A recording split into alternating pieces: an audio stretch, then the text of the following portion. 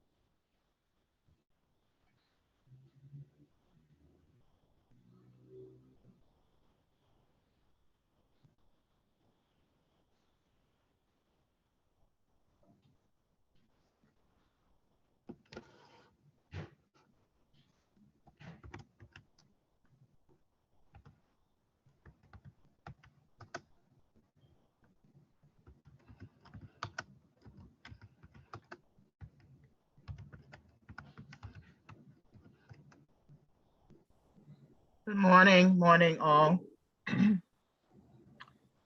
Veronica, would you please rename yourself, add your district first next to your name? Sure. Thank you. You're welcome.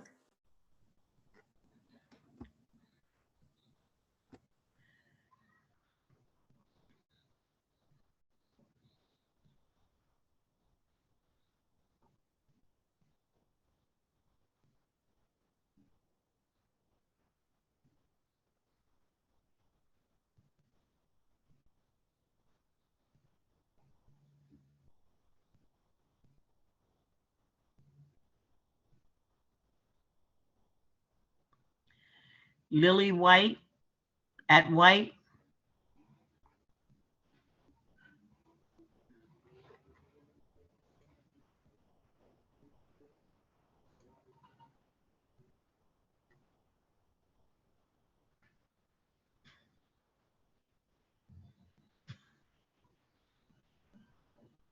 Madam Chair, I believe they were just on camera. I'm not sure what happened. But we need to identify and figure out who this is, in case if this is one of our voting members. I'm going to check now.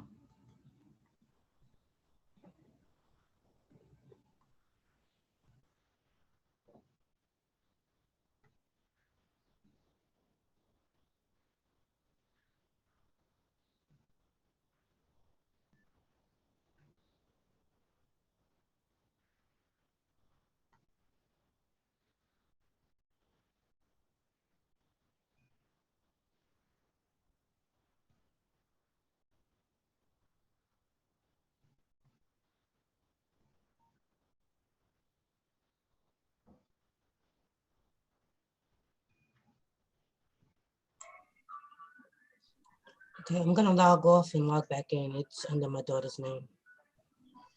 Okay.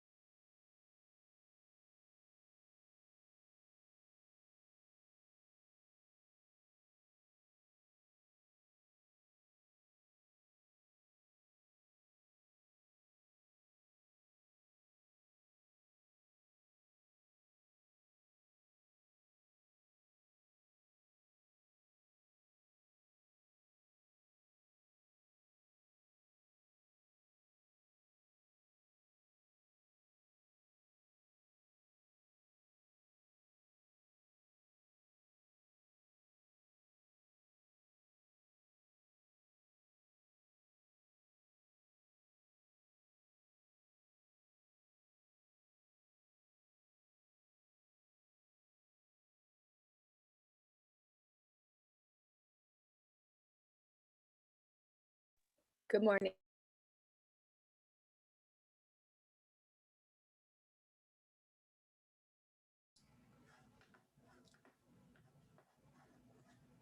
Hi, good morning, everybody. We're gonna start in about 5 minutes.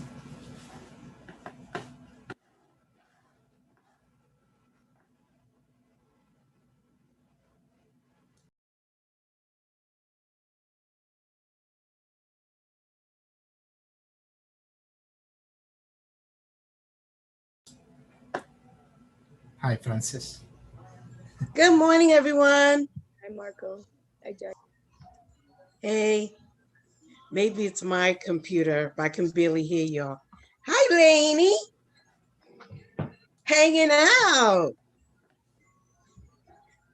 Glad you're here.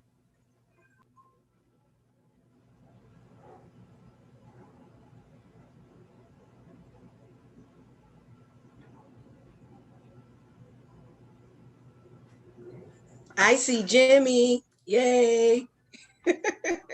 Usually she has her screen off.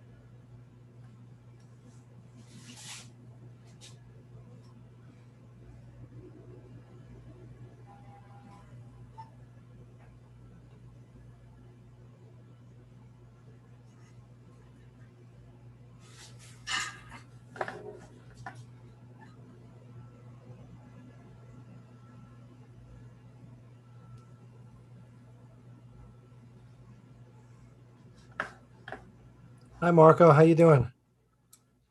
Hey, Leonard. Nice to What's see up? you. Nice to see you. We'll start in like 1 minute.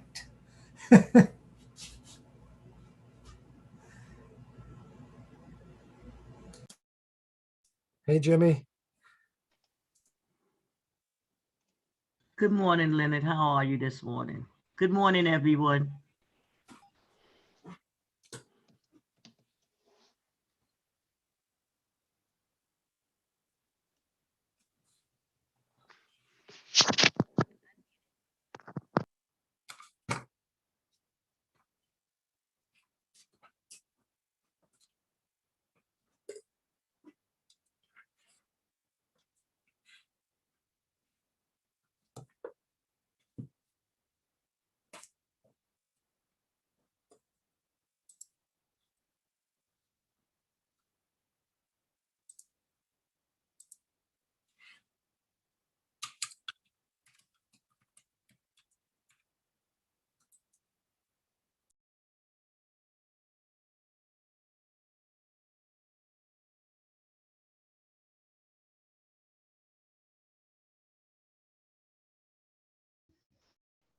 Good morning, everyone.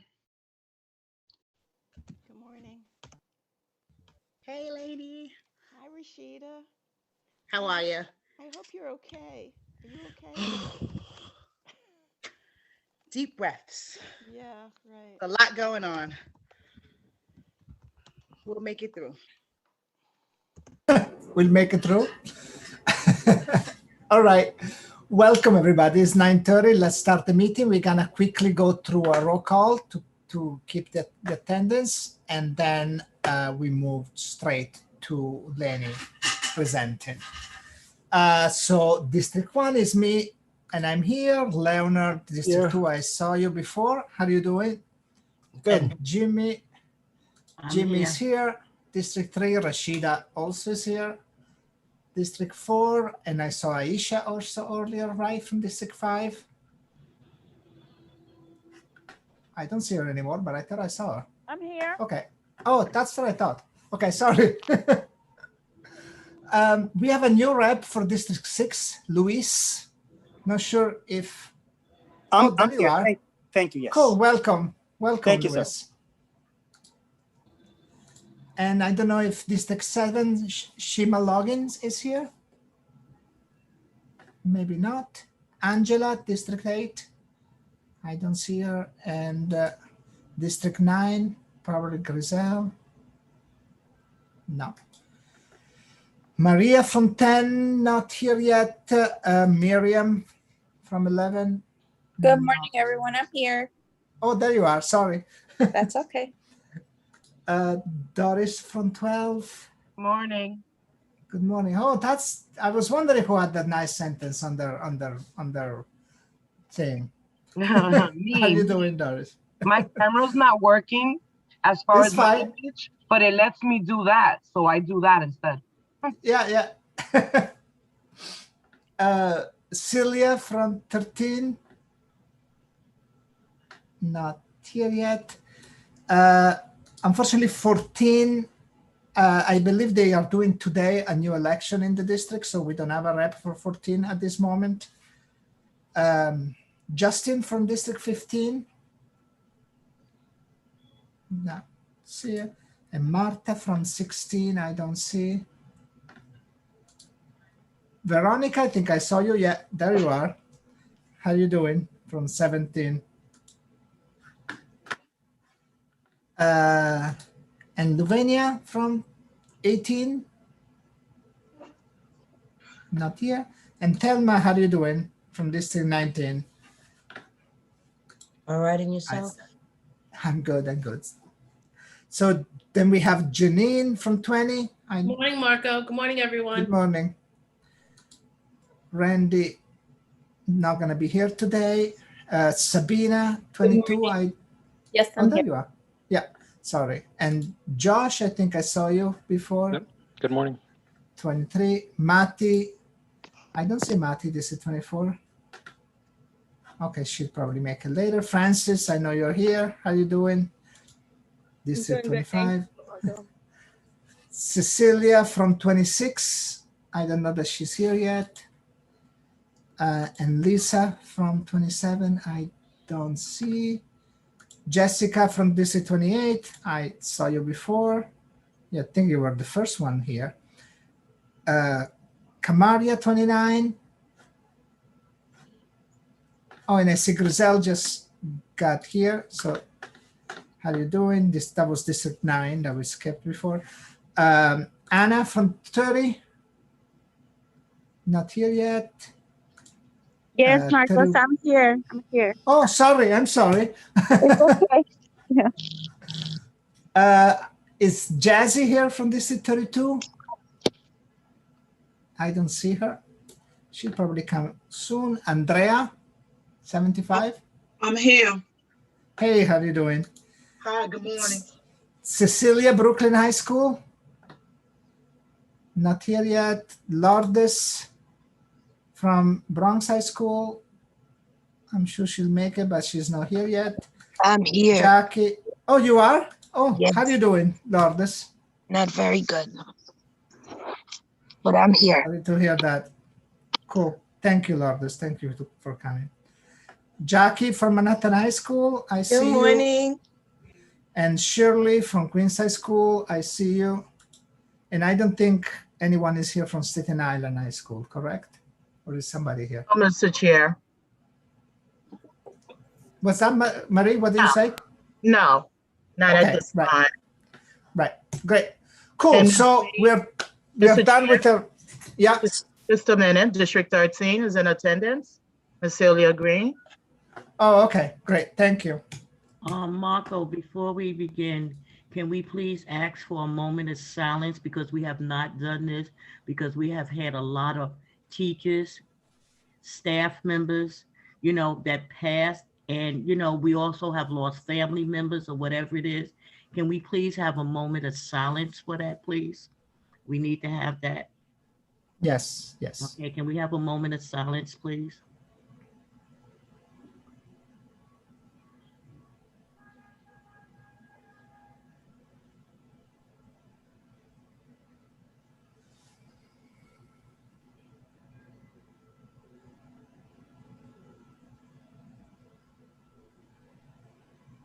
For those of you.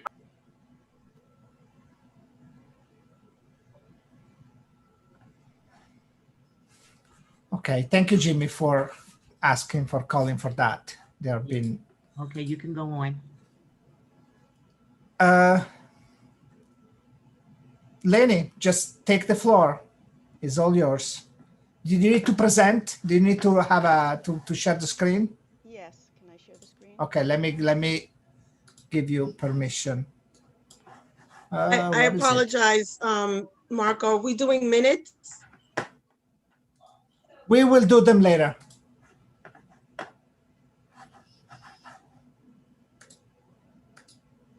Okay, you should be able to share the screen. Lenny, let me know if you have a problem with it. Can you see this now? No. You can't.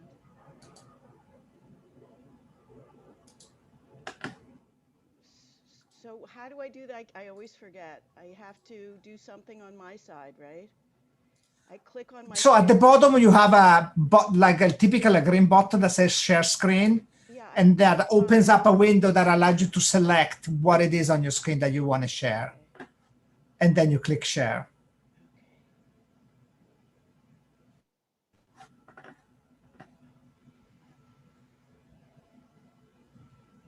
Or if you want to, Lenny, if you just want to quickly mail me the document you want to share, I can also put it up and you just take the talk and tell me when to move the to different slides. I don't know if they are slides. I've done this so many Okay, good. times and I'm so bad at it. It's unbelievable.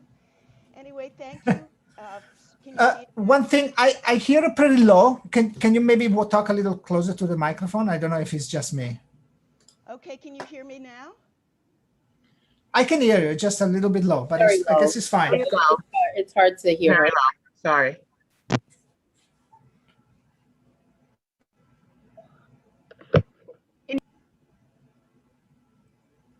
Can you hear me? We can hear you. It's just a little bit low. It's okay. All right. I'm going to try to speak loud. I'm also going to go fast because I know you have a very busy schedule. I really appreciate that you're giving me the time. And this entire PowerPoint will be online at the URL on the first screen. And I'll also put that in the chat if you want to take a little bit more time. I also wanted to leave time for questions. So yeah, that's great. So first of all, the City Council has proposed $250 million in the budget for next year to be allocated for class size reduction, targeted especially first towards schools with vulnerable students. This could lower class size as in many 10,000 classrooms, as adding a new teacher lowers the class size for all the other students in a school in the same grade or subject. The mayor has not yet agreed to this, by the way. And this is just some of the research that shows that smaller classes lead to better student results in every way that can be measured, including higher grades, test scores, fewer disciplinary problems, higher graduation rates, and especially for kids who need the help the most, which is why it's one of only a very few education reforms that have been shown to narrow the achievement or opportunity gap between economic and racial groups. especially disadvantaged kids, kids with special needs, English language learners, which make up the majority of kids in New York City public schools. And the Court of Appeals in the Campaign for Fiscal Equity suit agreed that New York City kids were denied their constitutional right to a sound basic education, in part because their class sizes were too large. Here are some quotes. Here's what I think is the most dramatic quote. Tens of thousands of students are placed in overcrowded classrooms provided with inadequate facilities and equipment. The number of children in these straits is large enough to represent a systemic failure. And yet, since the court made that decision in 2003, class sizes have gone up, not down, especially in the early grades.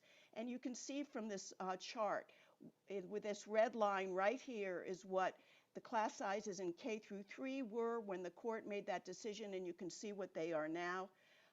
This is for 4th through 8th grade. You can see that the class sizes have not diminished since 2003 in 4th through 8th grade. The original state law that was passed, called the Contracts for Excellence Law, some of you may be familiar with it. It was supposed to settle the CFE case. It had a requirement that New York City reduce class sizes in all grades. New York City did submit a plan in 2007, and yet class sizes did not go down. In fact, they went up. What happened? The Great Recession hit. DOE in New York City slashed its own budget for schools, then the state funding was cut short and never increased to the amount that it was supposed to. And class sizes, again, are larger than they were in 2007 when the law was passed. And here's the red line of what happened to class sizes. The blue line is what was supposed to happen in our 5-year class size reduction plan in K through 3. This is 4 through 8. This is high school. But even averages do not tell the whole story, because we have a very large number of students in classes of 30 or more. Before the pandemic hit last year, about 1/3 of all classes were 30 kids or more, which is obviously too large. And this is what our class sizes are compared to the rest of the state outside New York City. They're about 15 to 30% higher, which obviously is not equitable and is not fair. Next year represents a golden opportunity to begin to lower class size. Why? It's time to fulfill the goals of the CFE lawsuit. We are going to get full foundation funding from the state for the first time, starting at about $560 million. I'll go into that more in depth. But it's going to go up to like $1.3 billion over 3 years. Senator Robert Jackson, who many of you know, the original CFE plaintiff, has actually introduced a bill to renew New York City's commitment to lower class size. At this point, it's sponsored by 10 other state senators. The same bill is going to be introduced by Assemblymember Joanne Simon, and it has additional transparency and accountability provisions that may ensure that DOE actually follows through this time. We're going to get a lot of federal money as well. This is just some of the money that adds up to about $8 billion altogether, about $7 billion from the federal government over the next 2 to 3 years, and then the state budget, which is, as I said, going to fully fund the state foundation aid to fulfill the goals of the Campaign for Fiscal Equity lawsuit. And since we're getting this money now, it's really only right and proper that we should use it for some of the goals that the state court, the highest state court, said were necessary, including reducing class size. We also may get more money on the long term from the federal government, because President Biden has proposed that school aid be increased by 41% overall, and Title I funding be doubled, which would mean about an extra $740 million a year for New York City schools. There's also an infrastructure bill with about $100 billion overall nationally to help build and repair and upgrade schools, which would obviously help with creating more space. These funds should be used to reopen schools safely and with additional learning support, to give kids the in-person help and feedback that they will need more than ever before after a year or more of remote or blending learning. They will need to forge those close connections with teachers in order to really both for academic support and social emotional support, and also for social distancing. Given current class sizes, we analyzed the size of most classrooms. Most kids, more than half of all kids, could not attend school full-time with even 3 feet of distancing next year. And we're not sure that all kids are going to be able to be vaccinated, especially younger kids, by next fall. Smaller classes, as you know, are also very popular with parents and teachers. On the DOE's own surveys, it comes out #1 every year of parents of K-12 students when asked what changes they would like to see in their schools. And in a UFT survey, 99% of teachers said it would be the best way to improve student outcomes, outstripping any other reform. What about space? Obviously, this is a big problem because a lot of schools are overcrowded, but there are schools that have the space right now to lower class sizes.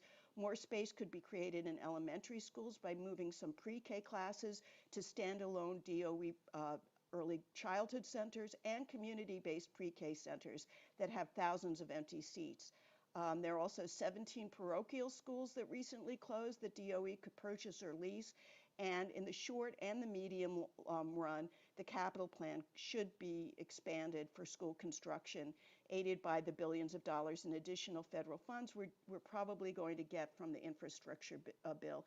And we also have specific proposals about how the Euler process, which is the rezoning process, should be revamped so that developers have to build schools along with any large-scale development or pay into a fund called impact fees to help pay for schools nearby.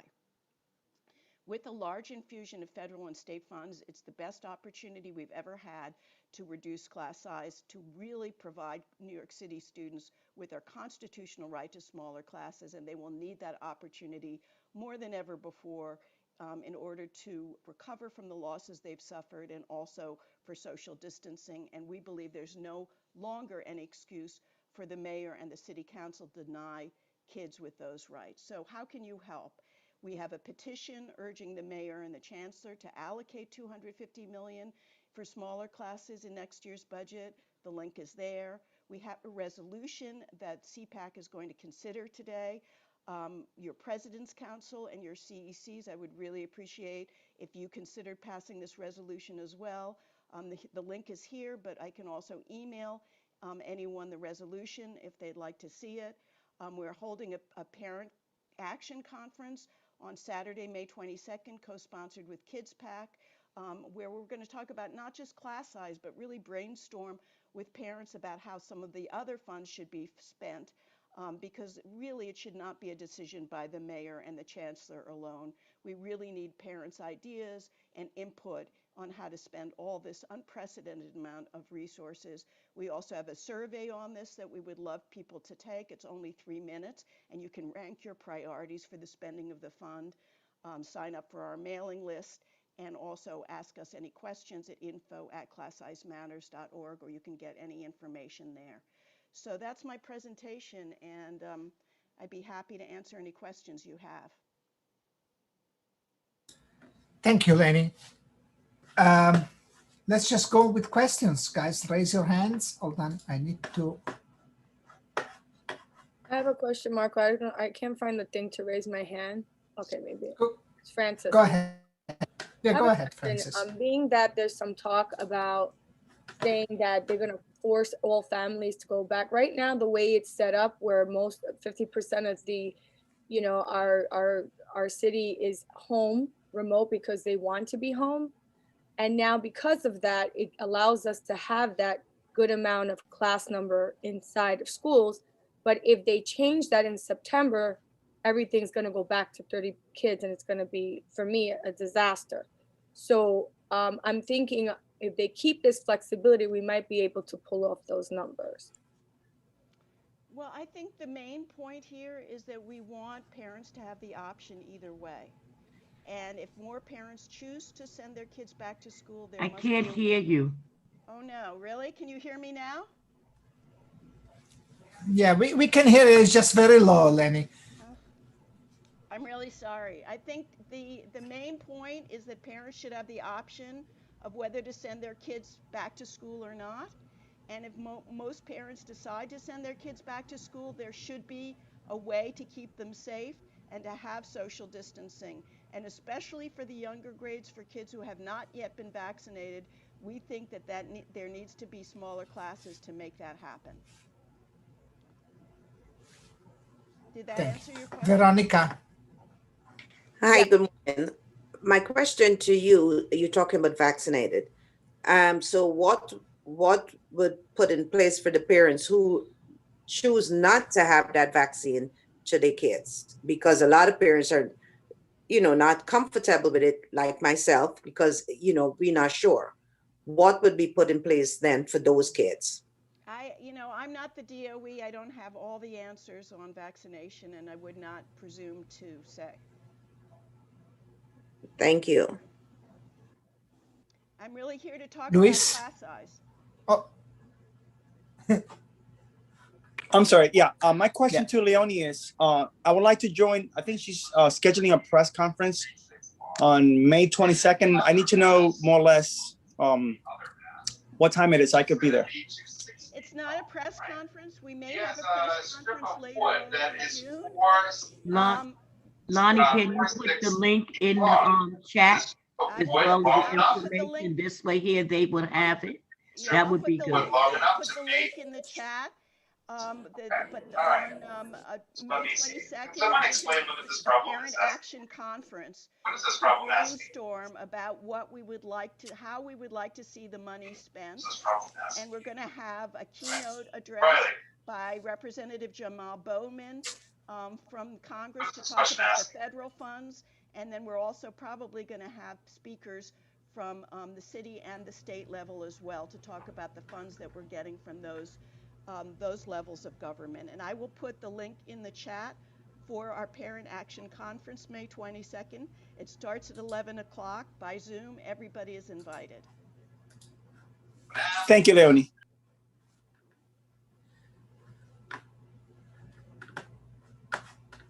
So,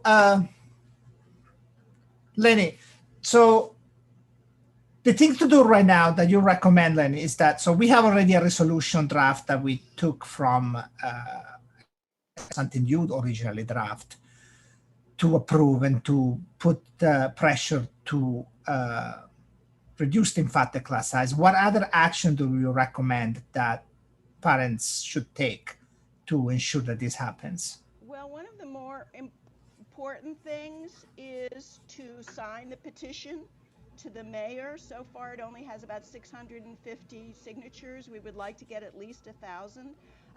The link is on my PowerPoint, but I'll also put it in the chat.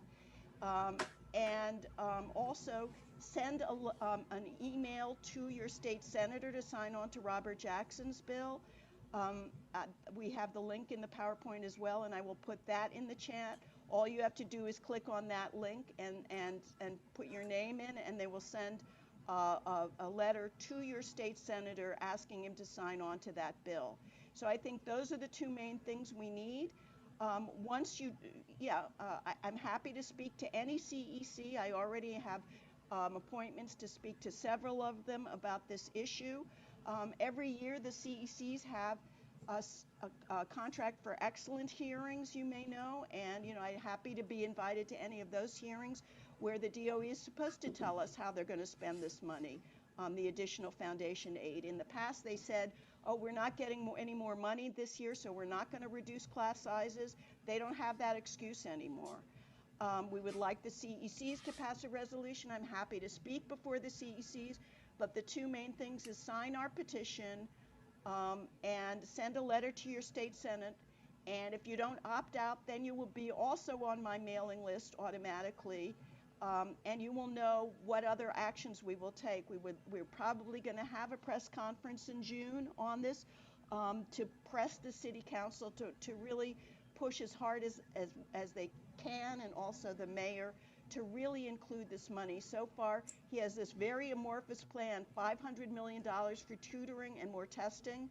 We don't really know what test that is. We don't know who the tutors are. We really need money specifically for class size reduction to make a real dent in our class sizes and hopefully be the first year of a 5-year class size reduction plan. This is also important because we're going to get a new mayor next year, and we don't know who that mayor is and what their priorities might be. Thank you, Lenny. I don't see any more hand raised, so we can maybe take these last few minutes we have here to actually approve the resolution and go forward with that, if that's okay One more with everybody. thing, it would be great to bring that up with the chancellor today, just to express your concern and your priorities for starting some real class size reduction in our schools, which, as you know, has been an issue now for more than 20 years. Right. Yes. Thank you. Thank you, Lenny. So, Shirley, do you have the resolution handy that you can share it on the screen? Otherwise, I'm gonna look for it. No, I'm on the Zoom. I'm on the iPad, so I would have to look for it. Okay, I'm not okay, on my okay. No, computer. let me look for it. Let me look for it then. Yeah.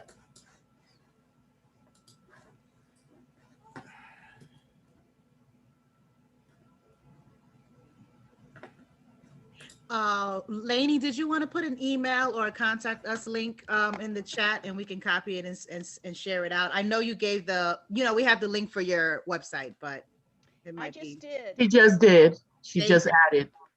Thank Read you. my mind.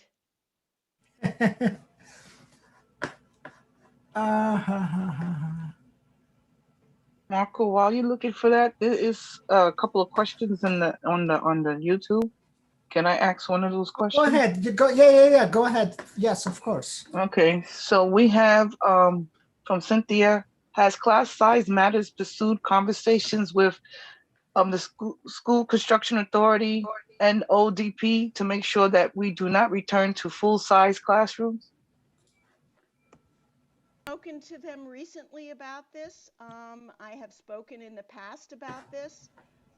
They take their orders straight from the chancellor, and the chancellor generally takes her orders from the mayor. So what they have said in the past is, we would like more funds to build more schools, create more classroom space. We only have the money that we're allocated by the mayor. Thank you. Okay, so in the meantime, you go ahead and ask if there were more questions, Shirley. Go ahead and bring forward the other questions as well. All right, so then we have from Rocio, how will space be considered for middle schools and high school buildings and co-located school buildings? That's a very knotty problem. We personally would like no co-locations going forward. We believe that the DOE continues to co-locate new schools in buildings, even though there's going to be a need for social distancing next year. It makes no sense to us whatsoever when they are not heeding the need for smaller classes and social distancing. What they are doing in some cases is merging schools, which makes sense if you can create more classroom space that way. But on the agenda for this month's PEP meeting, they're actually closing an entire elementary school in the Bronx, which makes no sense to us at all, and merging all the kids with another elementary school, 6 or 10 blocks away. So a lot of what they do and continue to do, they are doing with no foresight and no apparent interest in reserving space either for class size reduction or for social distancing, and I don't understand that at all. In the long run, of course, we'd like to see either the public schools merged and or the charter schools taken out of our public school buildings. Yeah. Thank you, Lenny. In the meantime, we had the resolution on the screen. Let me scroll down to the next page. Every CPAC member anyway also received it in their email the last couple of days. But I'm not even sure we need to go for a roll call. Possibly we can just ask if there anybody objecting of CPAC adopting this resolution, which I doubt there will be. So hearing no objection, we adopt this resolution. I'm sorry, just one thing. Go ahead. Yeah, before we adopt it, I know that the why am I echoing? The high school committee had made some what do you call it, edits. But I want to know, there's a sentence, I'm trying to remember which sentence it is, where it's saying for the DOE to use private daycares and so on and so forth. I'm asking, when this is adopted, if we can just modify that line to saying the DOE can opt to use daycares rather than telling the DOE to use daycares. Reason being is that school leadership teams, when educational stakeholders get together, they know what their schools need, and they should be able to have the power to decide whether or not they can use daycares or other to increase space and Okay, but you're gonna need to tell us which line you want to change, because we're not gonna be able to just go for a amendment saying like there is some place that says something. Okay, well, I'm just noting it for the record that it can say opt instead of, I don't want to hold up everything, but it's very important that it says DOE can opt rather than DOE. I don't see what you just sent us. Let me go on her website. DOE can opt to change class size. I'm sorry. I'll let you know. I'll come back to it. If you can table it just for a moment and go on, because I don't want to hold things up. All right. So, okay, let's just move on then. Thank you, Lenny. Now we couldn't hear you at all. Very much. Thank you. Thank you. So next on the agenda, we have, let me pick up the agenda. I don't remember it by heart. I think we have Dr. Linda Chin, but I'm not sure if she's here already. Let me see.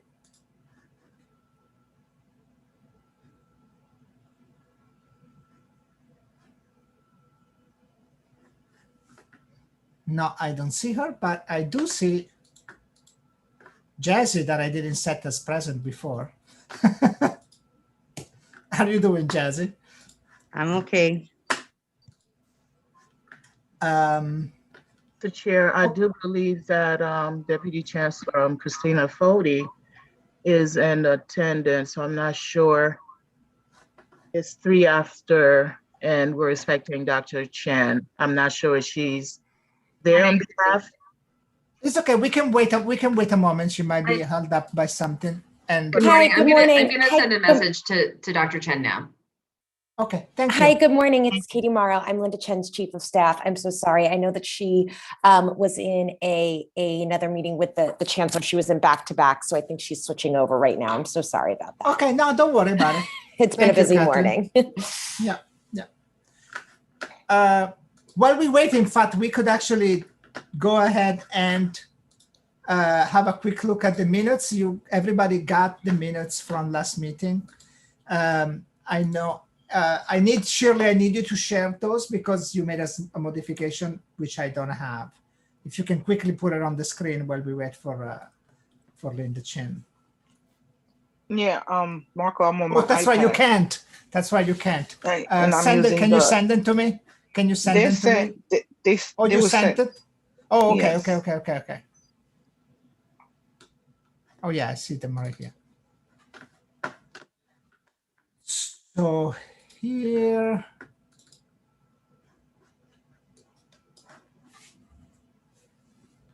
So these are the minutes. Everybody had them. We made a small change here. There was like an inconsistency with some name and some district.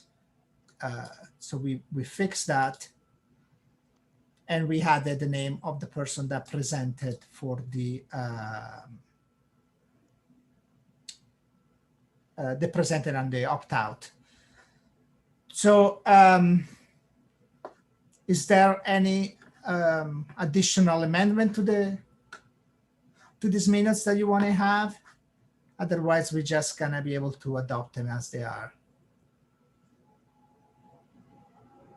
I hear no amendments, so Adopt them. I make a motion to adopt. great. We need a second. I second that. Okay. Unless any objection? No. Okay. Minutes are adopted. Thank you. And Marco, may I found the line in regards to the resolution or the letter.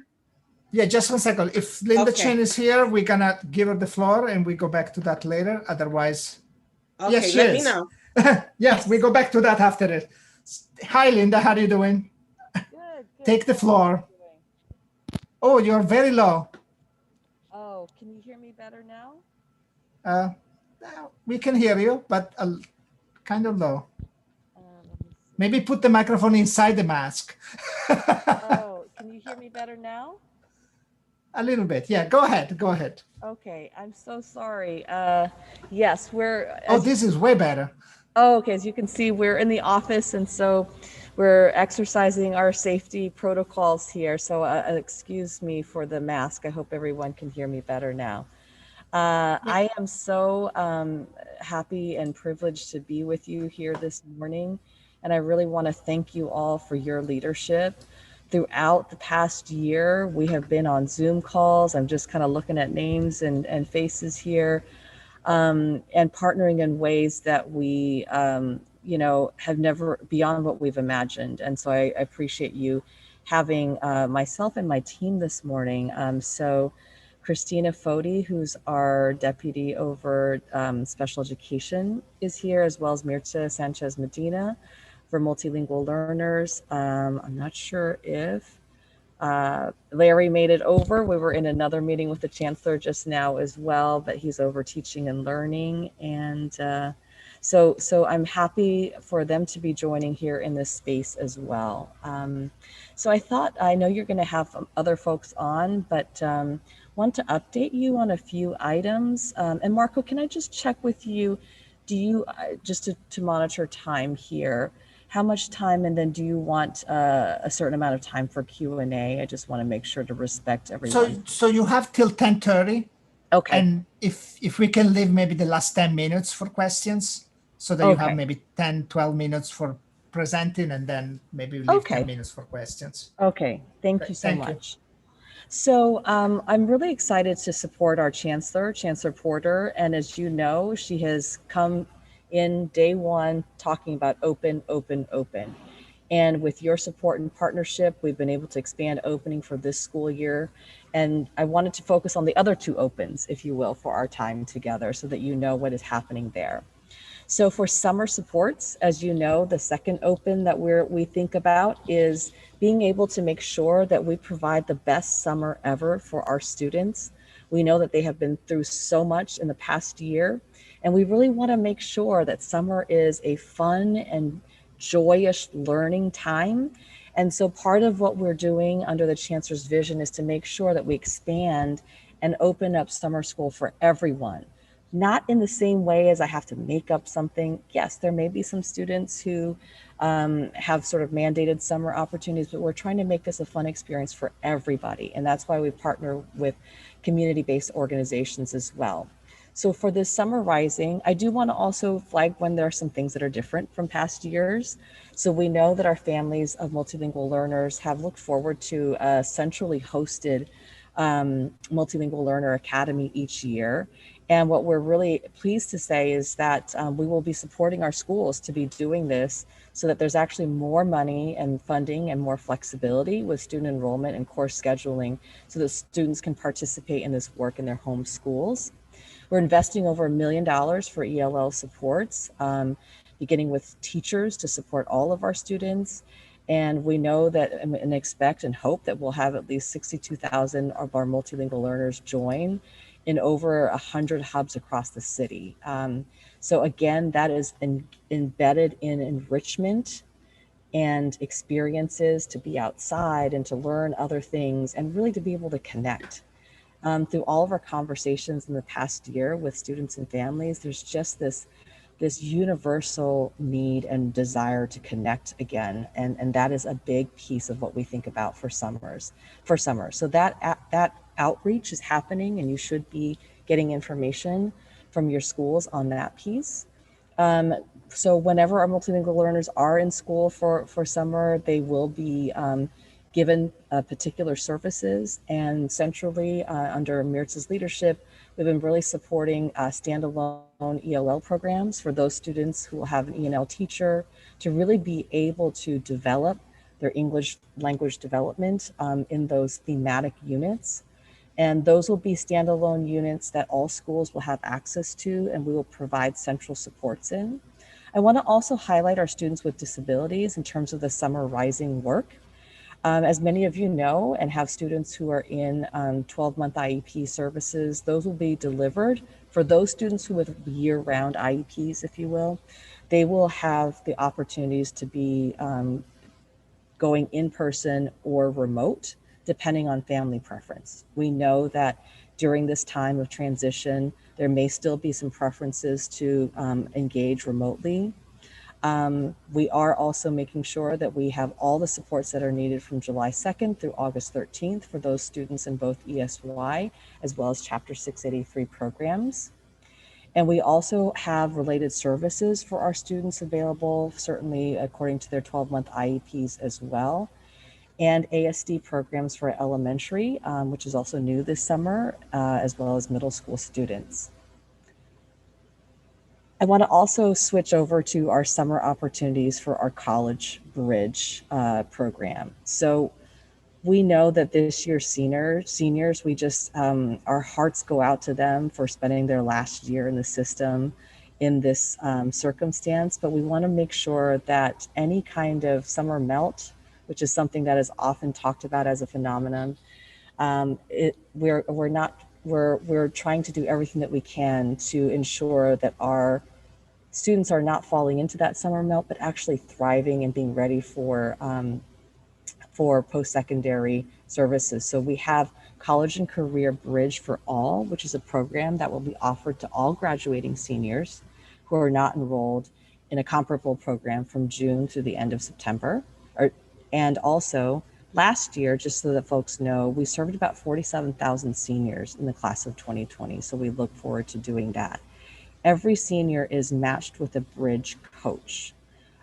We sometimes call them near peers, but they're a trained college student who reaches out regularly through critical months to support key tasks that our graduating seniors have, whether it's updating and verifying financial aid or helping with their first semester course in registration or navigating other circumstances.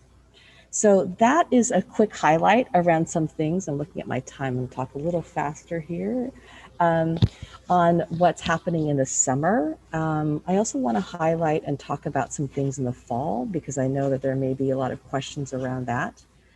First and foremost, what we're focusing on is accelerating student learning. So what does that mean? Our chancellor often talks about how there's no way for us to accelerate student learning without really fully knowing our students well. And for us, that is centered around the ideas of culturally responsive education. And that means really being able to, when students come back into the buildings, welcoming them, every student thinking about who they are, who their culture, their identity, how they see themselves, our students with disabilities, our multilingual learners, to come into the school feeling very welcomed. And that is the work that we're doing integrated with social emotional learning so that we can actually reach our students academically. And so that is all of the work that we are doing very closely with our Deputy Chancellor, LaShawn Robinson, which I think you are going to hear from later. Yeah. But basically, we want to make sure that students have a welcoming and affirming environment, that there are high expectations and rigorous instruction that meets them where they are so that every student has the ability to achieve. And that also means that we have inclusive curriculum and assessment. and ongoing professional learning for our teachers to be able to be best prepared to support our students. So I'll talk a little bit about, sometimes there's some questions around assessment. And what we think about is really being able to have the kind of screening, if you will, to understand where students are and to best service them and their needs. And we also are working with teachers as we get ready for this school year to really think of our students in asset-oriented ways. We want our students also to be able to see how learning some things through assessments about what they're able to do helps them achieve their goals alongside students. So it's really focusing on supporting and identifying priority standards that help them be ready for grade level towards the end of the school year, right? So as teachers are really looking at that very closely to see what is the kind of student support that is needed to accelerate their learning. So those 4 areas that I talked about, also welcoming and affirming environment, high expectations and rigorous instruction, inclusive curriculum and assessment, and ongoing professional learning, are all aspects of what the state's expectations are of us as well, in terms of ensuring that every student is successful and prepared. In terms of curriculum, we are focusing on content-rich, shared, and inclusive curriculum. And part of what we've been able to do during the course of the pandemic is really leverage digital resources. And some of that work has been in partnership with our teachers. I just really wanted to give a huge shout out to some teachers that have been supporting and providing additional materials to support their colleagues through this process. So part of what we've been doing with schools is helping them identify high quality curricular materials that will help students, all students in terms of core curriculum, but also supporting smaller groups of students in intervention and supports. And those are made available to schools. So as you are meeting in your SLTs and CECs, those are also pieces of information that your superintendents and principals will be working with you on. In terms of, I want us to talk a little bit more specifically about our multilingual learners and our students with disabilities. We believe that school-based strategies are really the most effective and important ways to support our multilingual learners with unfinished learning. Sometimes people talk about learning loss, and we really want to focus on the idea that it's unfinished, and we're working very intently for every single student to be able to complete and accelerate that learning. So with that, culturally responsive and sustaining education and strengthening core instruction through culturally, racially, and linguistically responsive approaches is how we're intentionally designing our supports for our English language development in our multilingual learners, so that they can be ensuring their success at grade level standards-based instruction. We'll assess and baseline students by administering assessments, both literacy and math, screeners to be able to understand how we can determine areas of strength that are needed to target intervention and supports for their work moving forward. Also, what's very important and critical with our Division of Multilingual Learners is post-secondary readiness and ensuring that our multilingual learners are on track for post-secondary supports and the pathways of their choosing. So a few of the things that we're doing is providing teachers to access sort of weekly lessons and curricular supports. That will continue through our Google Classroom and Microsoft Stream materials. We'll continue to offer live and recorded professional learning opportunities for students, for teachers, so that they can best support their students. We know that in this space, teachers have really been able to engage in asynchronous and synchronous professional learning supports. We're also working on, in the Division of Multilingual Learners, developing resources and workshops to support guidance counselors as they support their multilingual learners with college, career, and life planning. So I want to end also focusing on our students with IEPs.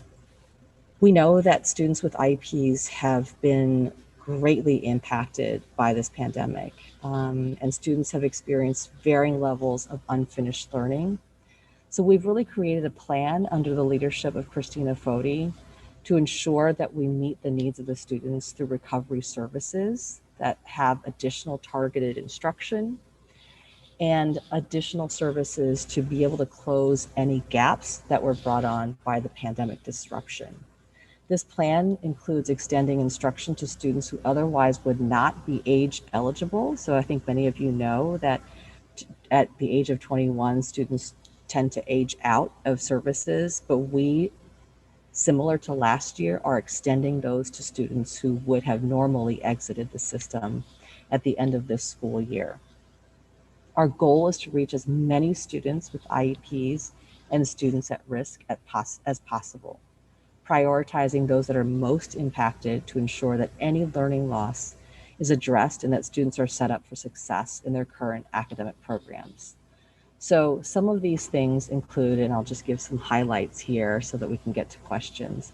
Expanding the provision of services through after school or Saturday academy programs. We don't want students to miss out on school day programming. Having Saturday related services in borough-based sensory spaces. That sometimes is not available to every student, and we're pushing hard to make sure that every student has access. Again, extending services for our students over age 21. Supporting timely evaluations and mental health services. Restoring funding for work-based learning opportunities and enhancing school-level transition activities and services. Deepening our professional learning for school personnel and offering a menu of supports and instructional materials to serve students in bilingual special education, both in person and remotely. And we are also going to be, I hope some of you have been partaking in the Beyond the Access series that our special education unit has been providing. That is something we'll be expanding to support our family empowerment and to provide additional opportunities for families to learn about special education through different disabilities and at all stages of their life. As you may have heard, we are also expanding the number of school psychologists by 70 in the upcoming year, so that clinicians will be placed in high needs districts to support with timely evaluations in the fall, but also to support students beyond the compliance aspects of evaluations, to really support plans to provide additional services as needed in partnership with our teachers. Another big piece of news, I think, for folks, if you don't know yet, is also we, through the executive budget process, have been able to expand and deepen our services with community providers for pre-K special education. That is something that we've been working very hard to achieve, and we're so grateful that through the executive budget process, we are now able to do that and work very closely with our division of early childhood to coordinate services and early intervention so that our youngest learners have a smooth transition into the best learning and inclusive environments as they move forward. So I will just end my time here with this. Our partnership with all of you is incredibly important. And we also look for ways to better partner with you directly and also through our partners at the borough and citywide offices and our superintendents. So out of respect, I want to make sure I stop talking so that I can also really hear your questions and your concerns. And again, thank you for your partnership. Yeah, thank you, Linda. Thank you very much. I know in the chat there was Jessica earlier had a question that I'm not sure is actually pertains to your, but maybe to issues, but you can possibly point her out. Jessica, you can just tell her or I can read it out. Sure. In regards to Summer Rising, and I don't know who can help me with this, I've sent an email and I've tried to phone call, but there's not a whole lot of information about who's actually running the program. To me, if I'm going to enroll my child in a program, it's like summer camp. I need to know all the information before I say yes. So it's great that I can apply, but there's not a whole lot of information about who's running the program, their health record, let's say the class size, what they're doing during the day.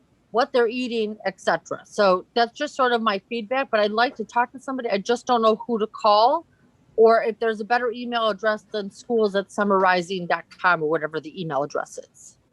So I have some of the answers for you, and what I would suggest is that we connect you with folks from basically what's different this year is that they're school run and school based, right? So part of what's happening is that schools, and again, we're opening as many sites as possible. Some of you know that in the summer there's construction and sort of maintenance of some schools. So there's going to be a merging of some school sites together. The principals have been working together to affiliate amongst themselves in terms of locations. And also there's a matching process that's happening with the community-based organizations. I think that's part of your question too, is like, what is that partnership and who's going to be servicing? And that information will come from the schools because those are all matched.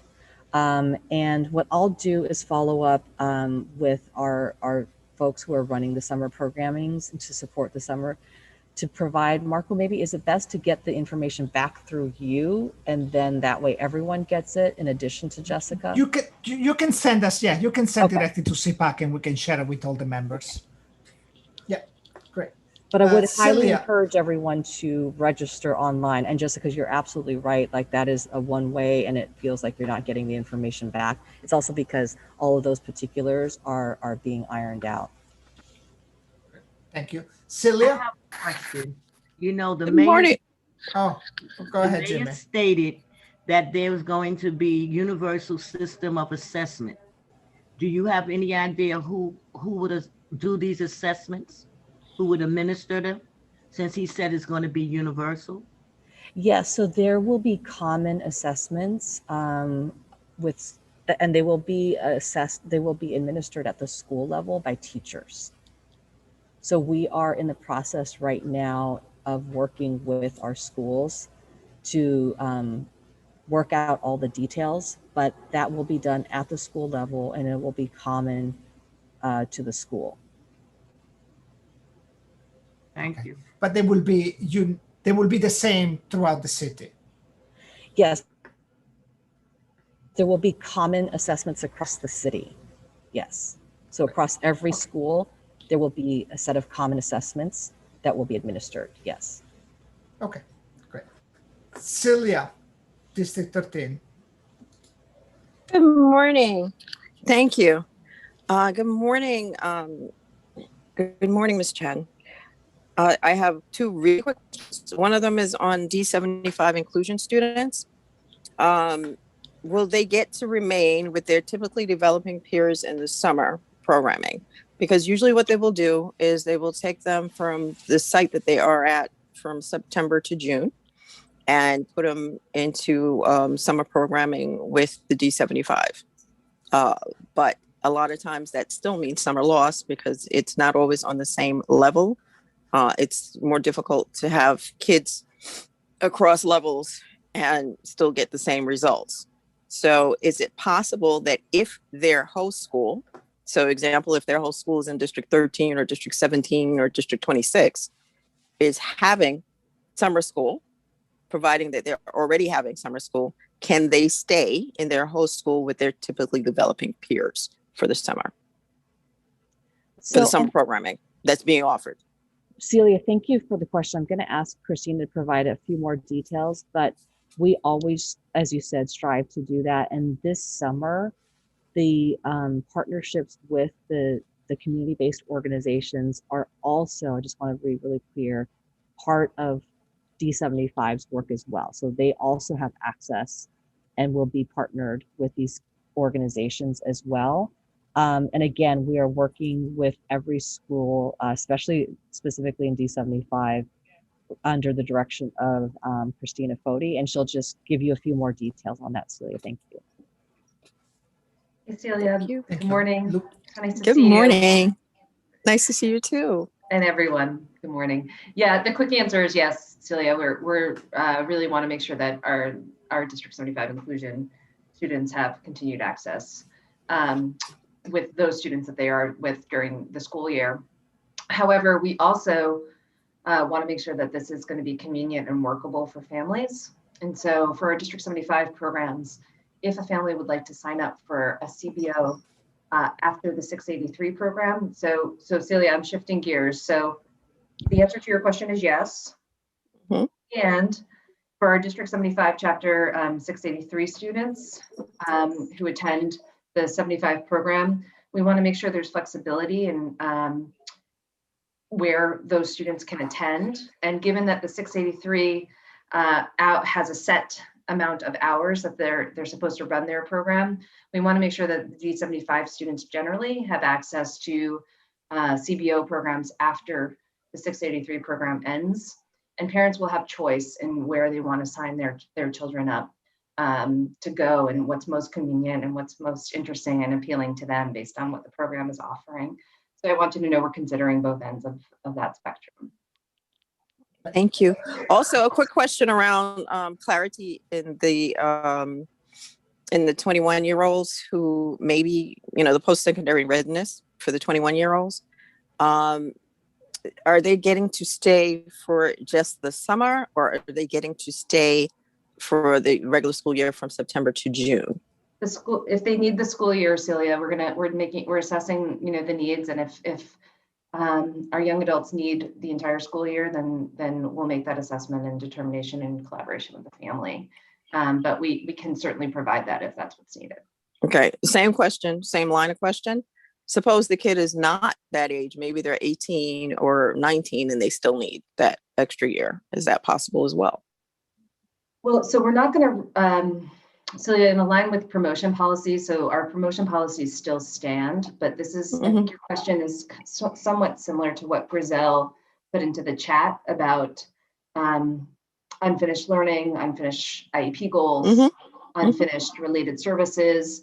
All of what Linda described earlier is our vision of what we think that kids, and what we've heard from you all, our students will benefit most from. And so we understand there's only so much time in the school day. And this is why we're also offering these services that Linda outlined in after school and Saturday offerings, particularly for related services, because we're going to have all of us are going to have a lot of work to do in the fall for our students. And we want them to be fully engaged and make that as convenient and accessible as possible to our students and their families. All right, thank you very much. Thank you very much. Hope the boys good to see you. Always. And we're waiting for the chancellor to join us. If she joins us, we're gonna move to her. But if you guys have time a little bit longer, we're gonna get a few more questions, even though we are at time. So I see Luis with his hand raised. Sure, I have a question for Dr. Chen. I understand that within the New York City school system, there are two types. Nurses are hired by either DOH or DOE. Now, and then there are nurses that are hired, I think they're contracted part-time. Is there going to be an effort to try to hire full-time nurses for other schools? Being that COVID, we're not 100% certain that, cases are going to dissipate or there's a resurgence. So is that in the plans to make sure that all schools have a nurse? We have been increasing nursing supports. I do want to make sure, I think you have time with Deputy Chancellor Robinson, and I want to make sure that you get she would have the response to that. I don't want to overstep. All right, thank you. Yeah, great. Grizel, District 9. Yes. So as I had stated earlier in the chat, there are families who have been missing services for a year, and so is this are we gonna is this to make up? Is this so that they can make up for it? Like, I want to make sure that the families get what they need, but also keep it, right? Because we don't know. There's a lot of cases, and we don't know, what's happening with those kids for D75. And also just to raise Andrea Daniels' thing about the summarizing for students in District 75, unless they're in an inclusion program. So if you can also elaborate a little bit on that as well. Yeah, absolutely. Hi, Grizel. So, and good morning, Ms. Daniels as well. Nice to see you both.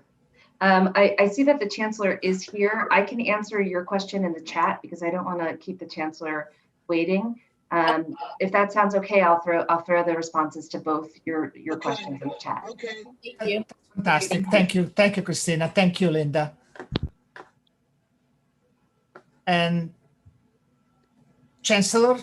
Hello, everyone. Thank you. I wanted you all to get your questions in, so I was just ear hustling in the background so you could get your questions in with the team. Thank you, Linda and Christina, for being here and just, answering questions and being a support to our community. And so good morning. I'm excited to be back at CPAC for my second meeting since becoming Chancellor a little over a month ago, which feels like a month and 7 years ago. There have been a lot of good things though in the month since I've begun. And so I'm looking forward to giving you some updates. So last week, Mayor de Blasio released the executive budget for next year, which begins on July 1. And I'm so pleased that we're getting the resources we need to carry out the important work going forward and really move towards a full reopening. I wanted to share some of the ways that additional funding is going to be able to enable us to support our students and families more effectively. And also just want to share that we will be engaging in conversations with families and communities around how to leverage our stimulus funds as well. And so you all heard for the first time ever, starting in the 2021-22 school year, all New York City schools will receive 100% of their fair student funding. This is a long time coming. This is a long-term commitment. And this is something because of the advocacy of so many people across the city, and I'm sure many of you through CFE, we are finally able to make this happen. We're also going to be leveraging $500 million to support increased academic support, particularly in just keeping in mind what we're coming out of and I'll move forward. This funding is going to include supporting assessments, using assessment results to provide opportunities to accelerate learning, extended learning time, a strong focus on math and literacy, personalized tutoring, and really ensuring that we're targeting services for our special needs students, our students with disabilities, our English language learners, and our special populations of students. We're also expanding pre-K for all special education. I think the last time I talked to you, we just talked about pre-K for all, and now I'm excited that we get to talk about pre-K for all special education, which has been critically important. And this year, we've learned so much how critical technology is for us. And I've said over and over again, we've talked about 21st century learning for many years. And this year, with the addition of 500,000 devices that we purchased and provided to students, we're also looking to increase help desk support across the DOE, expand Wi-Fi access at school buildings, but also recognize that those are the devices, but what our teachers and our families have done in this pandemic is really leverage those devices to increase learning opportunities for students. And we look forward to, as we bring our system back, really building our muscle around ensuring that we're leveraging technology in a very real and different way. What we learned through this pandemic is the importance of connections and that nothing replaces the interaction between the student and the teacher in the classroom, but devices can enhance those experiences. And that's what we're looking to build on. I'm also excited that we're bringing community schools to every district by 2022, 2023, adding 100 more, bringing the total to 406 community schools. We're also going to add additional support to dedicated programs and related services for students in K-12 with disabilities, including physical and speech therapy. And beginning in the next fiscal year, and this has been the baby of Deputy Chancellor Robinson, we'll be receiving additional funding to expand restorative justice programs and PSAL, while also restoring our learning to work and arts programming. I am beyond excited about our opportunity to expand school-based mental health services. And this is more important than it ever was before as we work to confront and heal the trauma brought on to our families and communities by COVID-19. And we talked about this a bit last month. And so the addition of over 600 social workers, psychologists, and family support workers will be hired, lifting the total across the city to more than 6,000. We're also going to be doing mental health screenings of every student in every school. I also just want to honor that will be with parent consent, because we know mental health is important, but it is also a personal decision that we want to make sure our families are in collaboration with us in making. But we want to make sure that our schools are places where we learn and know the social emotional needs of our students as well as the academic needs, because that is the path forward. And when I jumped on, I heard questions about Summer Rising. Summer Rising, I think, is going to be a wonderful opportunity for us to really build a bridge back to September for our students. And this year, we are going bigger and bolder, opening more school buildings and having more enrichment activities, as well as outdoor fun. For the first time, we'll be serving kids grades K through 12. And what we're going to provide this year, different in past years, is academic support, social emotional support, enrichment activities, and more importantly, fun and learning for young people, which is what we need to make sure that we make a part of our path forward. That's a lot of news, a lot of information to absorb, a lot to take in. But after the year we've been through together, we have a lot to do. And so I look forward to working together. I look forward to collaborating. I look forward to hearing your thoughts and questions. Thank you. Thank you. Thank you very much. So staying on topic with what you just discussed, we just actually, well, actually we haven't yet, but we are going to a resolution asking for a class size reduction. So can you talk maybe a little bit more about using the funds for that, and what step can we take to make sure that the class size is reduced and then it stays long, and even when maybe the state is gonna start saying, oh, we don't have money anymore. In the spirit of full transparency, let me come back to you. Class size is a contractual agreement that we have with our union partners. We've learned a lot about, in this last year, we were pushed into class size reductions in terms of, ensuring we were meeting the health and safety, requirements. However, it is a larger conversation. I don't want to make a commitment that I can't keep to. So let me go back to my folks internally and see what our options are around class size. And we look forward to hearing any recommendations that this committee has forward. Okay. Shirley, I see your hand raised. Okay, thank you, Marco. Good morning, Chancellor. This is Shirley Orban from Queens High School President's Council. My question is, if schools are fully open, does this apply to schools who are over 100% capacity? There's some schools that are 200 capacity when it's completely open. So what does that mean for those schools who are over 100% capacity? So I will start, and I don't think Kevin Moran is here, but I'll ask the team that let's make sure we bring Kevin Moran to this group, who can talk about facilities and how we're managing that. But what I'll tell you briefly is that we've looked at all of our facilities, and what we know is, even with some level of social distancing, using every room, we can accommodate our students back. However, Shirley, I am from the Bronx, and we had very many schools that were at 180% capacity, 200% capacity. And so we need to do the work of making sure that we have adequate and appropriate space for our students, and that, using every space doesn't mean using spaces that are not meant for learning. So again, my apologies, but happy to bring Kevin Moran, who has done a phenomenal job looking at all of our facilities, preparing for our students' return, and can talk more specifically to those places that have real capacity issues and had them before we even got in the position that we're in now. Thanks. Thank you. And I see Sabina with her hand raised. Good morning. How are you? Thank you so much for joining us. I had a question as we're talking about reopening and summer. Are we doing something at present that we could really sort of define for students that aren't just might be struggling academically, but more importantly, emotionally? I know that we've been talking about social and emotional well-being, but last meeting, D2 told us that they lost a student to suicide.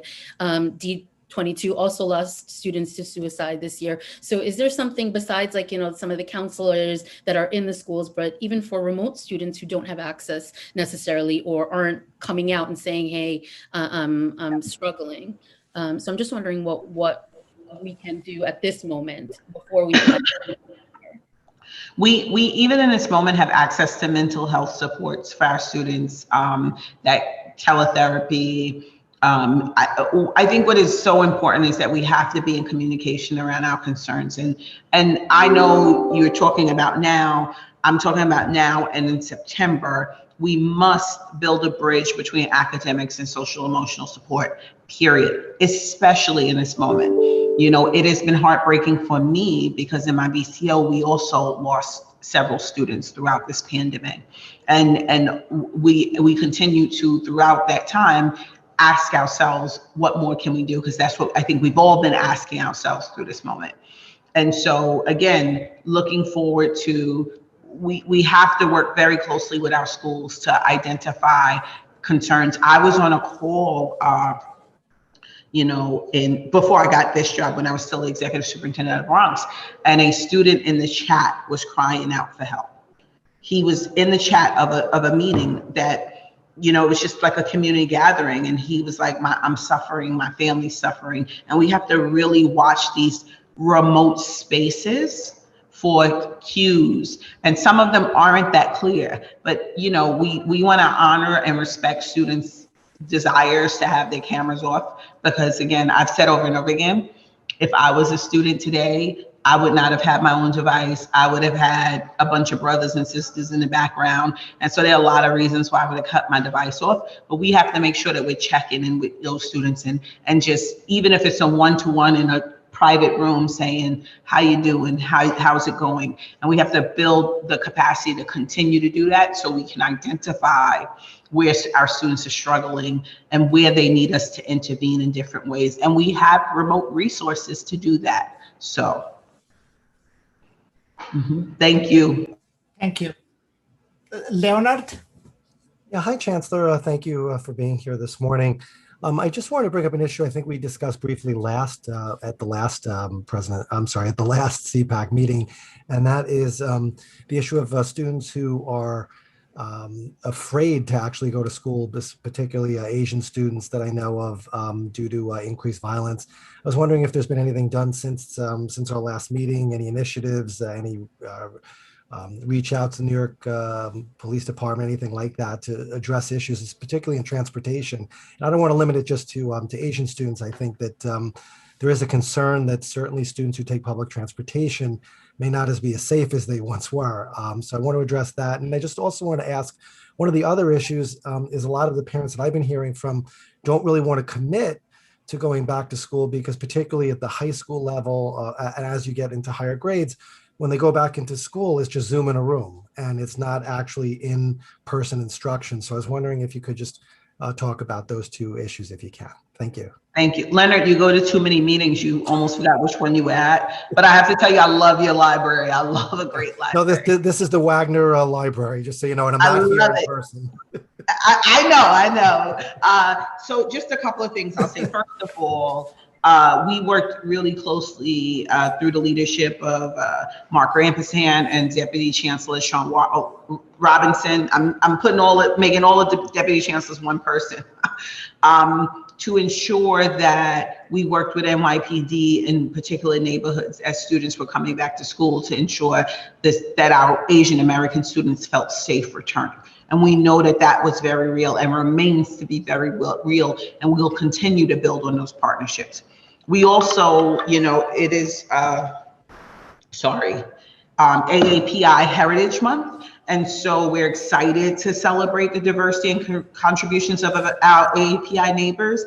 And so definitely have resources and curriculum available. And I think even now more than ever, it is critically important that we are lifting that curriculum up and that we are, you know, raising those voices and honoring the contributions of our AAPI community members and partners. As far as the return to high school, so what I know right now is this, and I'm one of you high school parents. I have a 10th grader. And so, you know, it is a parent's decision whether they send their child back to school right now. You know, you have to grapple with, we are all watching our babies very, very closely. And so I honor those decisions and respect those decisions. Our goal forward, though, remains for me, my goal is to get every student back in school because I think nothing replaces the interaction between the teacher and the student. However, I want to leverage what we've learned in this pandemic about how we use technology to build bridges, to create access and opportunities to curriculum, to courses that students didn't have before. And I think this is the moment for us to really learn that, lean into that, and really build our muscle around what it means to have I'm all day, Leonard, I've been trying to find a word to replace remote school because remote school is a response to a pandemic. And we want to think innovatively about how we leverage technology to create, you know, you know, online school. I don't even like online school, but so my day is about figuring out that word today, but really create a space where we can leverage technology to create opportunities and access to learning, to courses, to curriculum that we haven't had before. Okay, I have a question. What does a full reopening of schools mean? And will families have the option on full remote? So a full reopening of school means a full reopening of school, that our students, our teachers are all back in classrooms. I got to tell you, Ms. Brown, that's my hope. That's my hope. But what we have done and will always do and will continue to do in New York City is follow the guidance, follow the science, follow the recommendations of the medical professionals. And so my hopes and dreams will never overpower that which ensures the safety of our families, our teachers in our school buildings. As far as a potential option to not be in person, again, that will be dependent on where we are. The city is making a lot of progress. The mayor announced July 1st, the city is reopening and reopening our schools and reopening them by visioning a new path forward is critical to what the Department of Education needs to become for our families and students. Okay, thank you. Thank you. Rashida? Thank you, Marco. Hey, Chancellor Porter. Thank you. Hey, hi to everyone. I'm not sure if Linda Chin is still on here, but I wanted to ask, you know, her in combination with you, Chancellor, what is the actual plan to implement CRSE in all schools and to follow up, like to ensure that they are, you know, appropriately being applied? You know, Rashida, first of all, those earrings are beautiful. I love them. And I can always count on you to keep me honest on CRSE. I don't know if Linda's on, but Deputy Chancellor LaShawn Robinson, I saw she's on.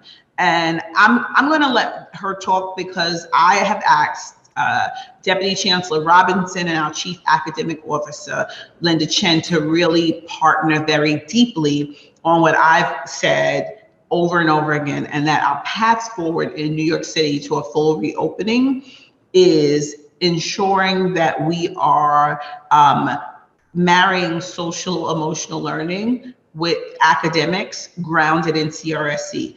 And so that language around academic integration with CEL grounded in CRSE has been the charge that I put on them, and they have taken it up.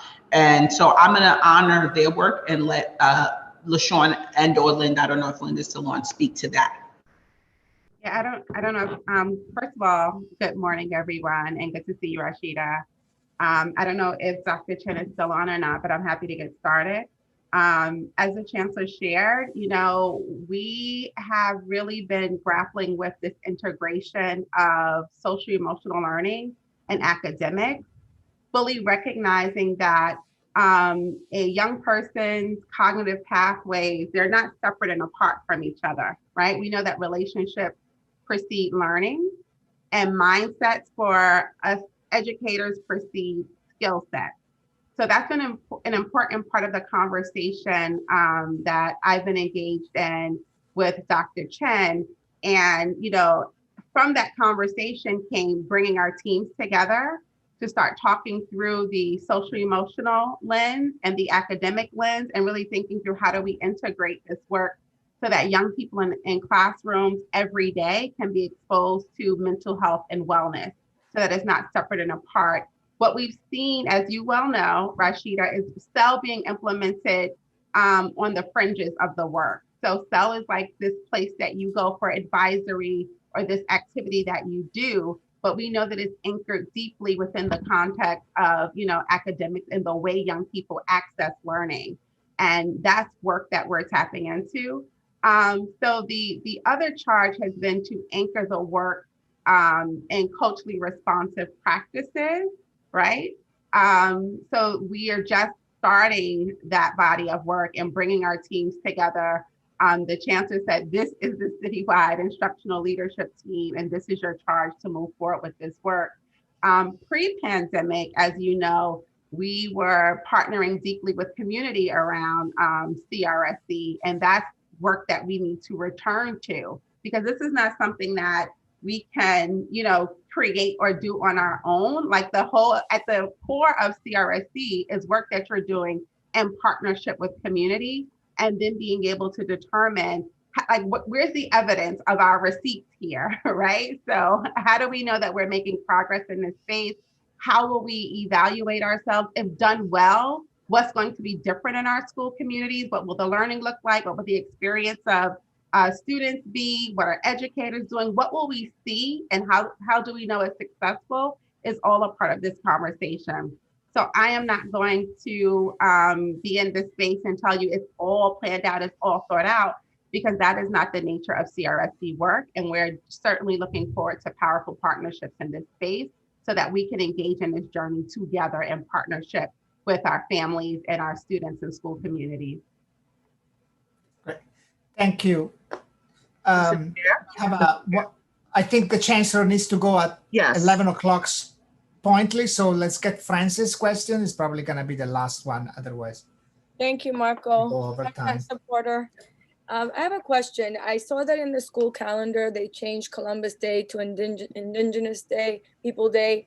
Are they going to go back to the history to educate the children on why they did that so they can have a better understanding or more honest of history than what is being taught in schools? So the day was changed, which was in process before I got here, to Italian Heritage Day and Indigenous Peoples Day. And I can tell you that our schools have been doing that work each and every year, working to ensure that we understand history and all parts of that history. And so again, we put out resources and curriculum every year around these spaces, and I know our schools will continue to do that great work. Thank you. Great. So actually we have time for one more question if anybody has one. We don't want to miss the chance. Yeah, I like to just ask that. I couldn't ask the question because I was supposed to ask of that Deputy Chancellor Robinson. My concern is there are about, I think, over 500 nurses that are hired by community agencies that don't have student records, and they don't have the same resources. So are they going to hire more full-time nurses before the start of the school year? That's a simple question. We will be hiring nurses. We do have some vacancies at both. If you know anything about the way nursing works in the city, we have lines that are a part of the New York City Department of Education lines. We have lines that are a part of the Department of Health. And then as you're speaking to, we do have agency nurses. And, you know, it's a model that we are looking closely at, but as it relates to any vacancies, we will be filling vacancies. Okay, thank you. Yeah, I know about the DOH who are represented by DC 37, and the UFT represents the DOE nurses. Thank you. Mm-hmm. If you can make it in a minute, Celia, otherwise I think the chancellor will go. Thank you, Marco. Good morning. The question is actually really for the Deputy Chancellor, most of the well, I think the Deputy Chancellor is going to answer it, but good morning, Chancellor Porter. It's wonderful to see you, and congratulations from District 13. Prior to COVID, the policy Hold on a was... second, Celia, just 1 second, because LaShawn is actually on in a minute. So maybe we just thank the Chancellor, since I know you need to go now. Let's just thank her for being with us, and look forward to seeing you next month, and possibly before in some occasion. And again, thank you very much. Thank you. Thank you, everybody. It was good to see you all. Have a great day. Stay well. Take care. Great. And sorry if I interrupt you, Celia. Go ahead and ask LaShawn her question, and then we move on with her presentation. Okay, thank you, Marco. All right, Deputy Chancellor, good morning. Prior to COVID, the policy, and this is from one of the vendors that actually comes out when schools have traumas, if there's a kid stabbed in school, if there's a kid that dies in school for other reasons, this is one of the agencies that comes out and assesses the children and the state of the children and the state of the workers there. One of the things that they were disturbed by is the policy prior to COVID, again, was that they'd come in, they'd assess as many people as they could. They would identify anyone who needed further help, but they were not allowed to further help that person, meaning that student. So if that student needed further mental health attention, they were not allowed to continue with that. So I want to know if the policy has changed, because children have gone through, not that there wasn't real trauma before, and not belittling the trauma that they had, but in light of all of this and with the seriousness of all this, has that policy changed? If they do identify a child that has had excessive trauma and does need some more mental health support, is it possible for them to get it through, through DOE? Thank you so much for that important question, because, we all know that our young people have been exposed to a great deal of trauma over this last year, a little over a year, but pre-pandemic as well. I don't know the specific agency that you're speaking to or what happened with that specific situation, but within our school communities, if there's a crisis that occurs, we have crisis teams within schools and across districts who respond in the event of crisis. And they are charged with providing young people with support. Over the course of this pandemic, and most recently, we have increased supports for schools. We're really excited about, bringing on board additional social workers. For the first time, we're bringing 500 social workers into our school system at one time. So if you know any social workers, we are hiring. I'll be getting more information out. I'm waiting for our HR team to share more detail, like a job description that I can circulate, or more information that I can circulate. We are also supporting mental health clinics within our schools. We have, hundreds of mental health clinics that we're in partnership with, supporting the work within our schools, and really making sure that in every school, there is a school-based support that's readily available to our young people and our families. We're partnering with the National Association of Social Workers in New York City chapter and all schools of social work across the city. I've been engaged in meetings with them, and they want to partner with us for added supports. So our charge is to ensure that our children and our educators and families have the supports that they need in real time. I would love to hear more about this specific instance, so that we can kind of, figure out what happened, and the specific policy that you're speaking to. Would love to know more about that. so that we can be really thoughtful about what happens in that space. Thank you, Deputy Chancellor. Yeah, thank you so much. Great.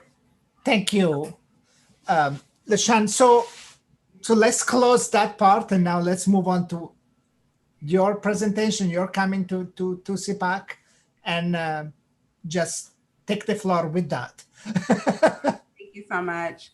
And thank you again. I see some of the questions coming up in a chat, and I would be happy to come back and talk to some of those pieces. Many of them we're still finalizing a lot of those people now, these pieces now. And I'd love to come back and talk more about a lot of the emerging mental health and wellness work.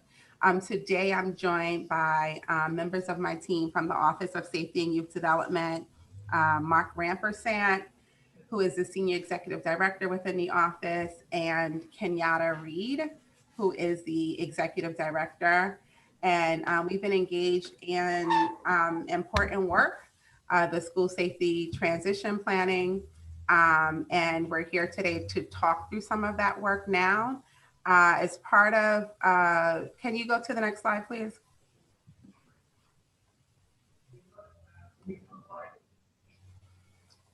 So during this time together, we look forward to talking through a core value that we have, which is student-centered community safety. We believe that, safety encompasses physical safety, psychological safety, emotional safety, and that school communities have the responsibility across that school community. Everyone shares in that responsibility. This work should be done in partnership with families, students, and educators to really talk about, safety, holistic safety for school communities.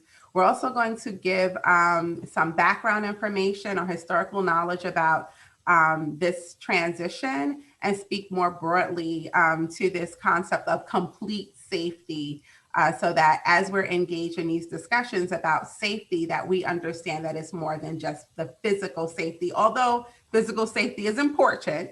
As a parent of a New York City public school student, I'll tell you, when my young man leaves, the home in the morning, leaves home to go to school, I certainly want to ensure that he's safe physically, but also in other aspects of safety as well.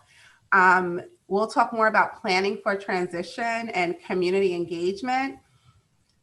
I'm going to say at the forefront of this work that we do not have all of the answers. We are looking to partner with families and communities to really think these components through. Core stakeholders, just like I internalize safety from the lens of what I want for my own son, I'm sure you're thinking about safety from the lens of what you want for your children as well. So we really need to talk through what we mean when we say safety as a New York City community. So I'm really excited to be here with all of you today to kind of start these discussions. But the biggest piece is around community engagement, and that's how we will respond. So you see here some of our values around student-centered community safety. We know that we have all been exposed to a great deal of trauma, grief, loss, separation, like immediate separation from brick and mortar school communities. My son came home on a Friday and things were, we were hearing about COVID-19 in the news, but had no idea that he would not return to his school that Monday, and that it would be, the rest of that school year, he would be out. And then, as many of our families, we had conversations about, his safety from the lens of health and wellness, and discussions about returning to school that September. So we know that there's been a lot going on. I live in one of the communities hardest hit by COVID-19.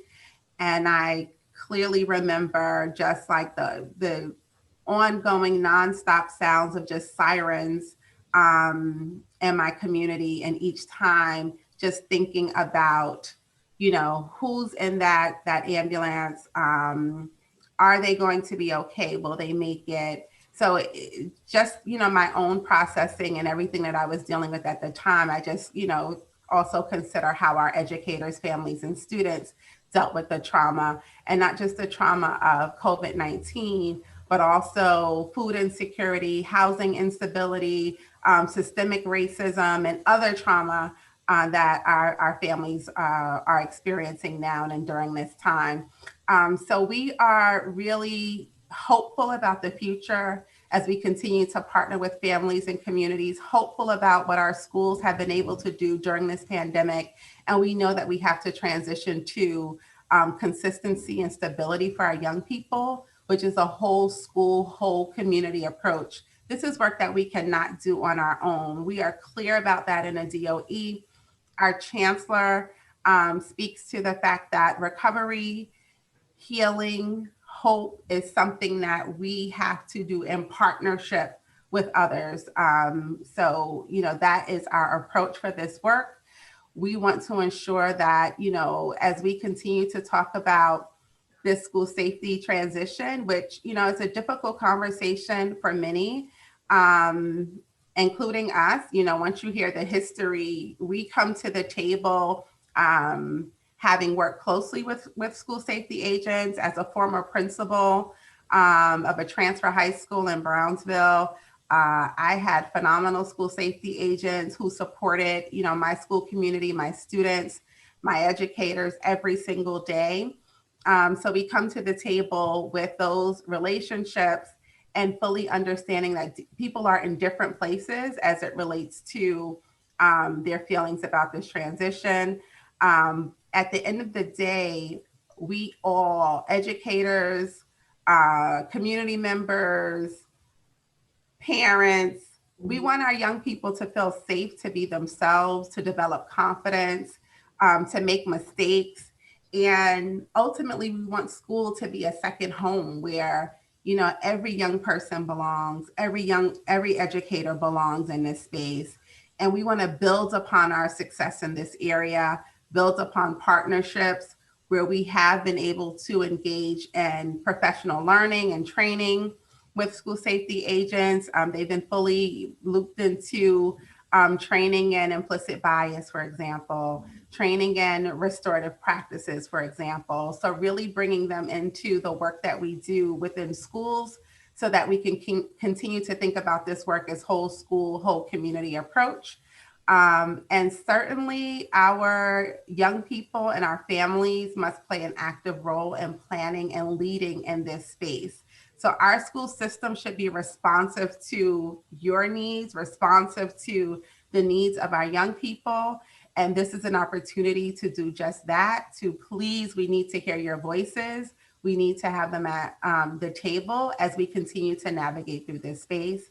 And I'm delighted to be joined, as I shared, by my colleagues, Mark Rampersant and Kenyatta Reed, and they're going to take us through more of this presentation. And thank you so much for having us here this morning.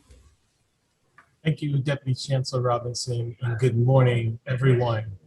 First and foremost, thank you for allowing us to share this space with you this morning and indulging as we take you through a little bit of a transition journey on the transition of school safety.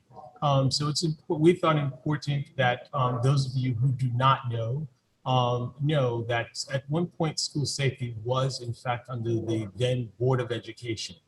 During the 1995-1998 period, the then Mayor Giuliani opted to transition the responsibility of school safety over to the NYPD, which was a multi-year transition.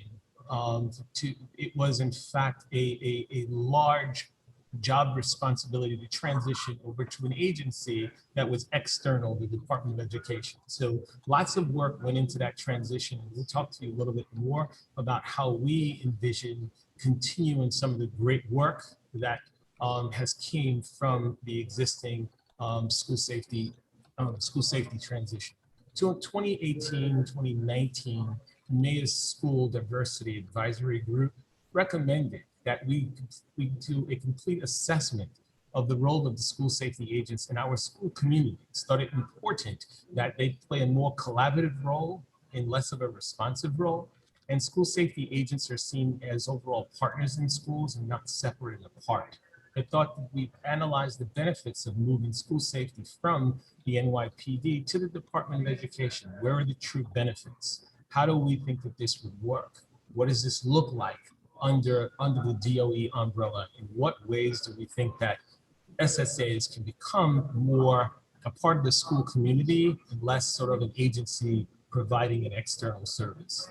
And in the year 2020, City Hall's Racial Equity Inclusion Task Force also recommended that the move from school safety to the Department of Education happens in a phased approach over 5 years. As you heard me state earlier, in 1995, the conversation started regarding the transition from the police department, the Department of Education to the police department. And it was a multi-year approach in order to get this right.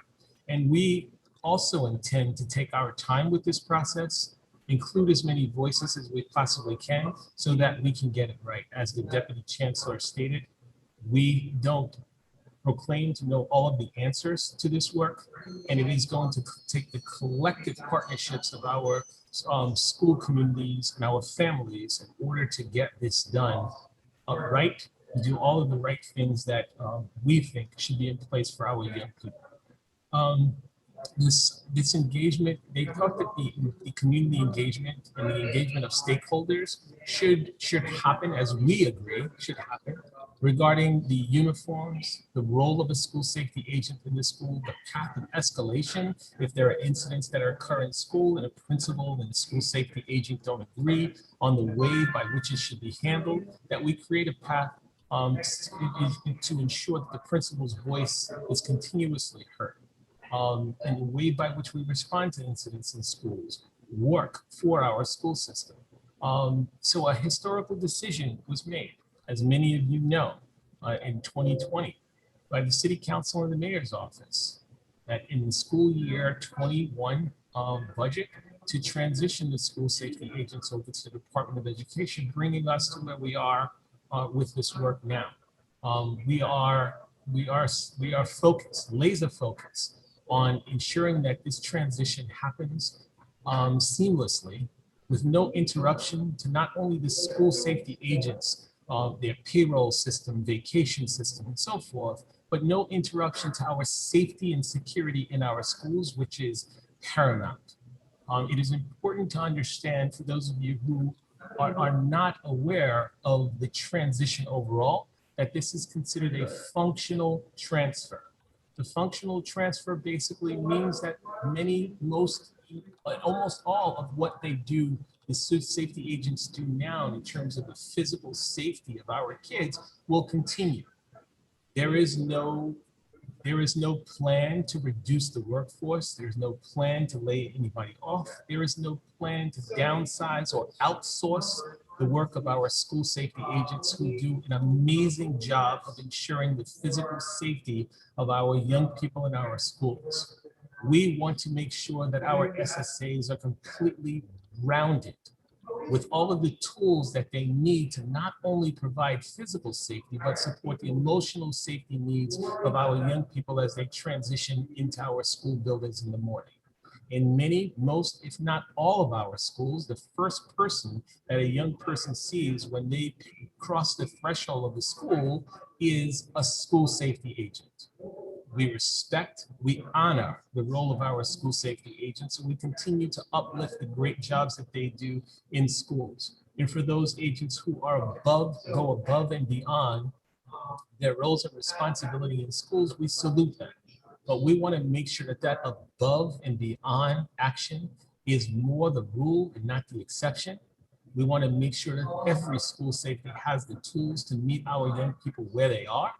And regardless to whether or not it's in regards to physical safety, we want to make sure that they are prepared and equipped to deal with every student that walks into our schools, because as we stated earlier, many of our students have endured really seriously adverse situations, and we want to make sure that we meet them at the door. So thank you. At this time, I'm going to introduce Kenyatta Reed, who is going to take you through our vision for this work. So thank you for allowing me to participate. Thank you, Mark. Thank you, Deputy Chancellor Robinson, and thank you, CPAC members. I'm honored to be here. And again, I am Kenyatta Reed. I'm your Executive Director of the Office of Safety and Youth Development. I'm going to talk to you a little bit today about the vision that all of this transfer is rooted in. And it starts with best practices that we've established in creating supporting and affirming school environments. And this is rooted in what our division has created, the supportive environment framework, and it has 4 key components: establishment of trusting relationships, equity and student voice, restorative approaches to behavior, and social emotional learning. And I point these out because these are best practices that we've already been working with school and school communities in, and this is at the root of our work as we move forward with this transition. As our Deputy Chancellor stated, early on our conversations were about, well, what does safety mean? What does safety mean for our young people, for our parents, for our teachers? And yes, it does include physical safety, but we also understand it's far more than that. It's, do our children feel emotionally, psychologically, and socially safe? And with that, that means the intentional presence of trusting relationships, equity, affirmation, compassion, and dignity. We are putting that at the forefront. As we ensure that our children are physically safe, we have to make sure that these other key components are there as well. Now, in order to do this, this is not just relying on our school safety agents. This will take, obviously, the whole school approach, and we recognize and understand that this is the responsibility of all DOE staff members and all adults, for that matter, in our children's lives. So our principals, our assistant principals, teachers, guidance counselors, social workers, SSAs, and support staff have to work together. And this means coming together in professional development and coaching, at being at the same table, conducting the same workshops with one another and side by side, and not separate and apart. So with that, as Mark stated, this is a functional transfer. So with that, it's like, okay, some things are the same, right? We have to make sure that the operations, payroll, purchasing, pension plans, and those things are maintained. So that's what is the same, right? That's the key piece of what is the same. What we're looking at is different, is that mindset shift about complete safety, about having a whole school approach where we are working together as one, under one roof and in one community, that we can sit side by side, teachers, SSAs, and principals, in one professional development, understanding and learning about restorative practices, understanding about youth development and stages of that, understanding special education needs and the developmental capacities of our children, all rooted in student and community voice. So with that, that would mean that we actually can come together as an entire whole school community and uplift complete safety.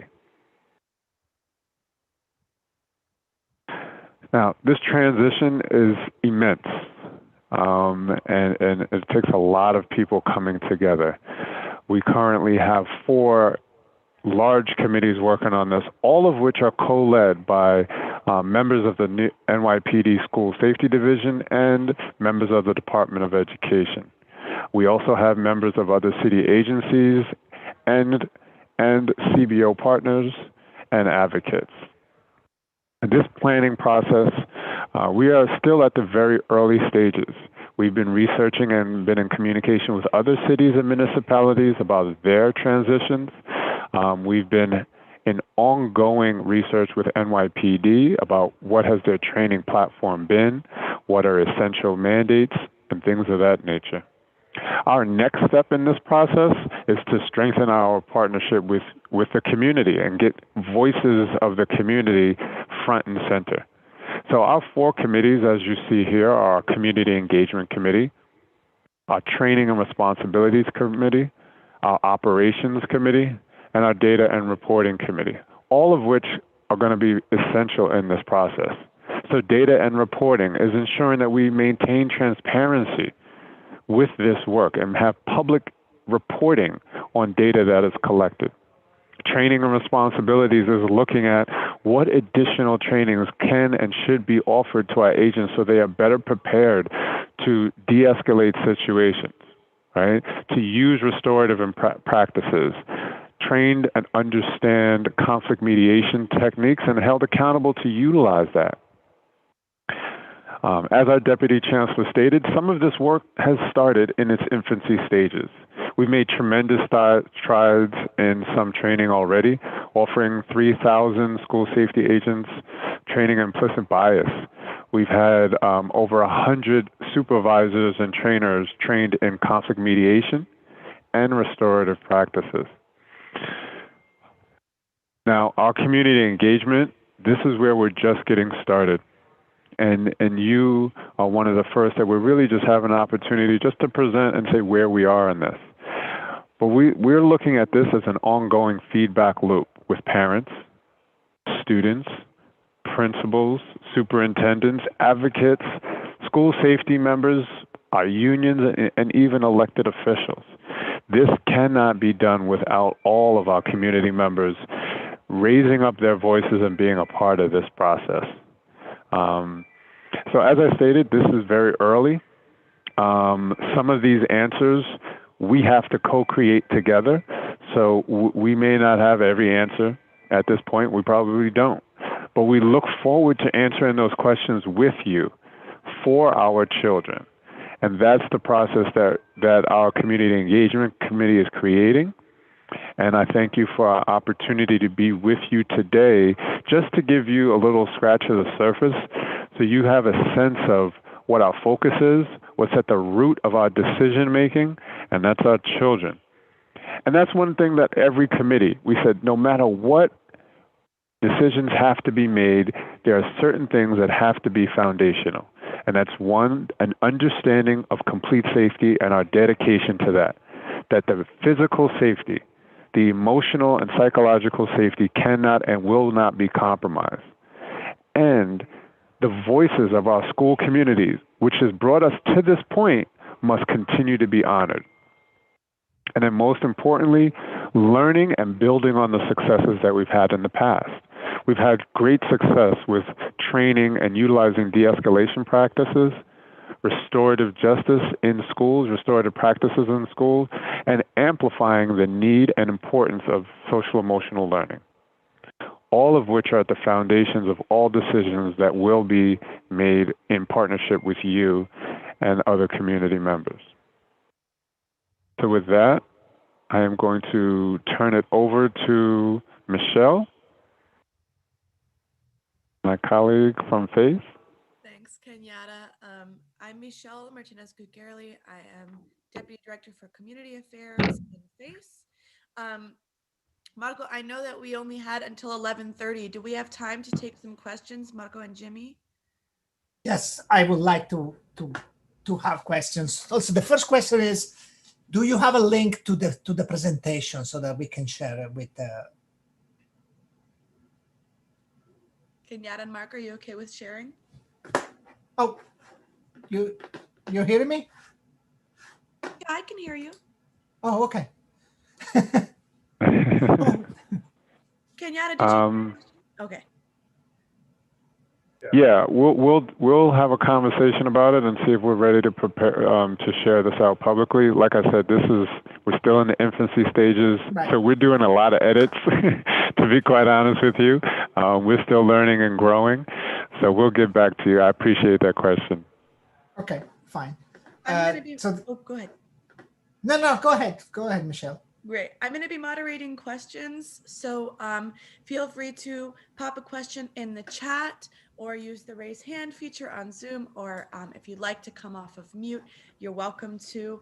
We have some group discussion norms up on this slide, and we also have a couple of discussion questions if you'd like to use those to jog your thinking, to give us feedback. So they are, what would success in this transition look like, sound like, feel like for you? What are your overarching questions or concerns about this transition? And what are policy issues or concerns you would like the DOE to consider? And actually, Grizel asked a question earlier in the chat, so I'm going to ask that now.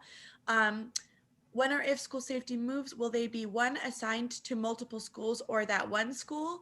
And two, if they are assigned to one school, will they be able to wear their school's shirt and dicky pants instead of their typical uniform?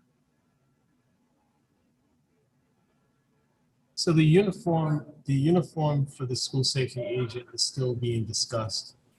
We are absolutely going to include the voices of families and school administrators as we start to think about what the school safety appearance will look like once this transition comes to fruition. And as it relates to the school safety agents assigned to a specific school, for the most part, that is the way that it exists now. We want to make sure that there will be an agent at every school. Just let me start by saying that. And schools will continue to have multiple agents as needed. If the question is specific about whether that agent will only be assigned to that school or will not be able to go anywhere else, we are still working out the nuances of SSA allotment and deployment, but we will get back to you once we finalize. Thank you. Michelle, I don't think we have actually the time to work the way you would love to work. Okay. So I think it will be better if we maybe schedule a special meeting to have this kind of conversation, because we need to move on with the agenda. I can give you a couple of more minutes, maybe answer one more question. Yeah. But we don't have the time to do what you're really planning on doing, which I think is important. But I don't know that we can do it at this specific moment. Of course, makes sense. So let's just get one more question and then let's schedule a meeting instead, which we can have this kind of interaction and feedback. Sounds good. Yes. So yeah.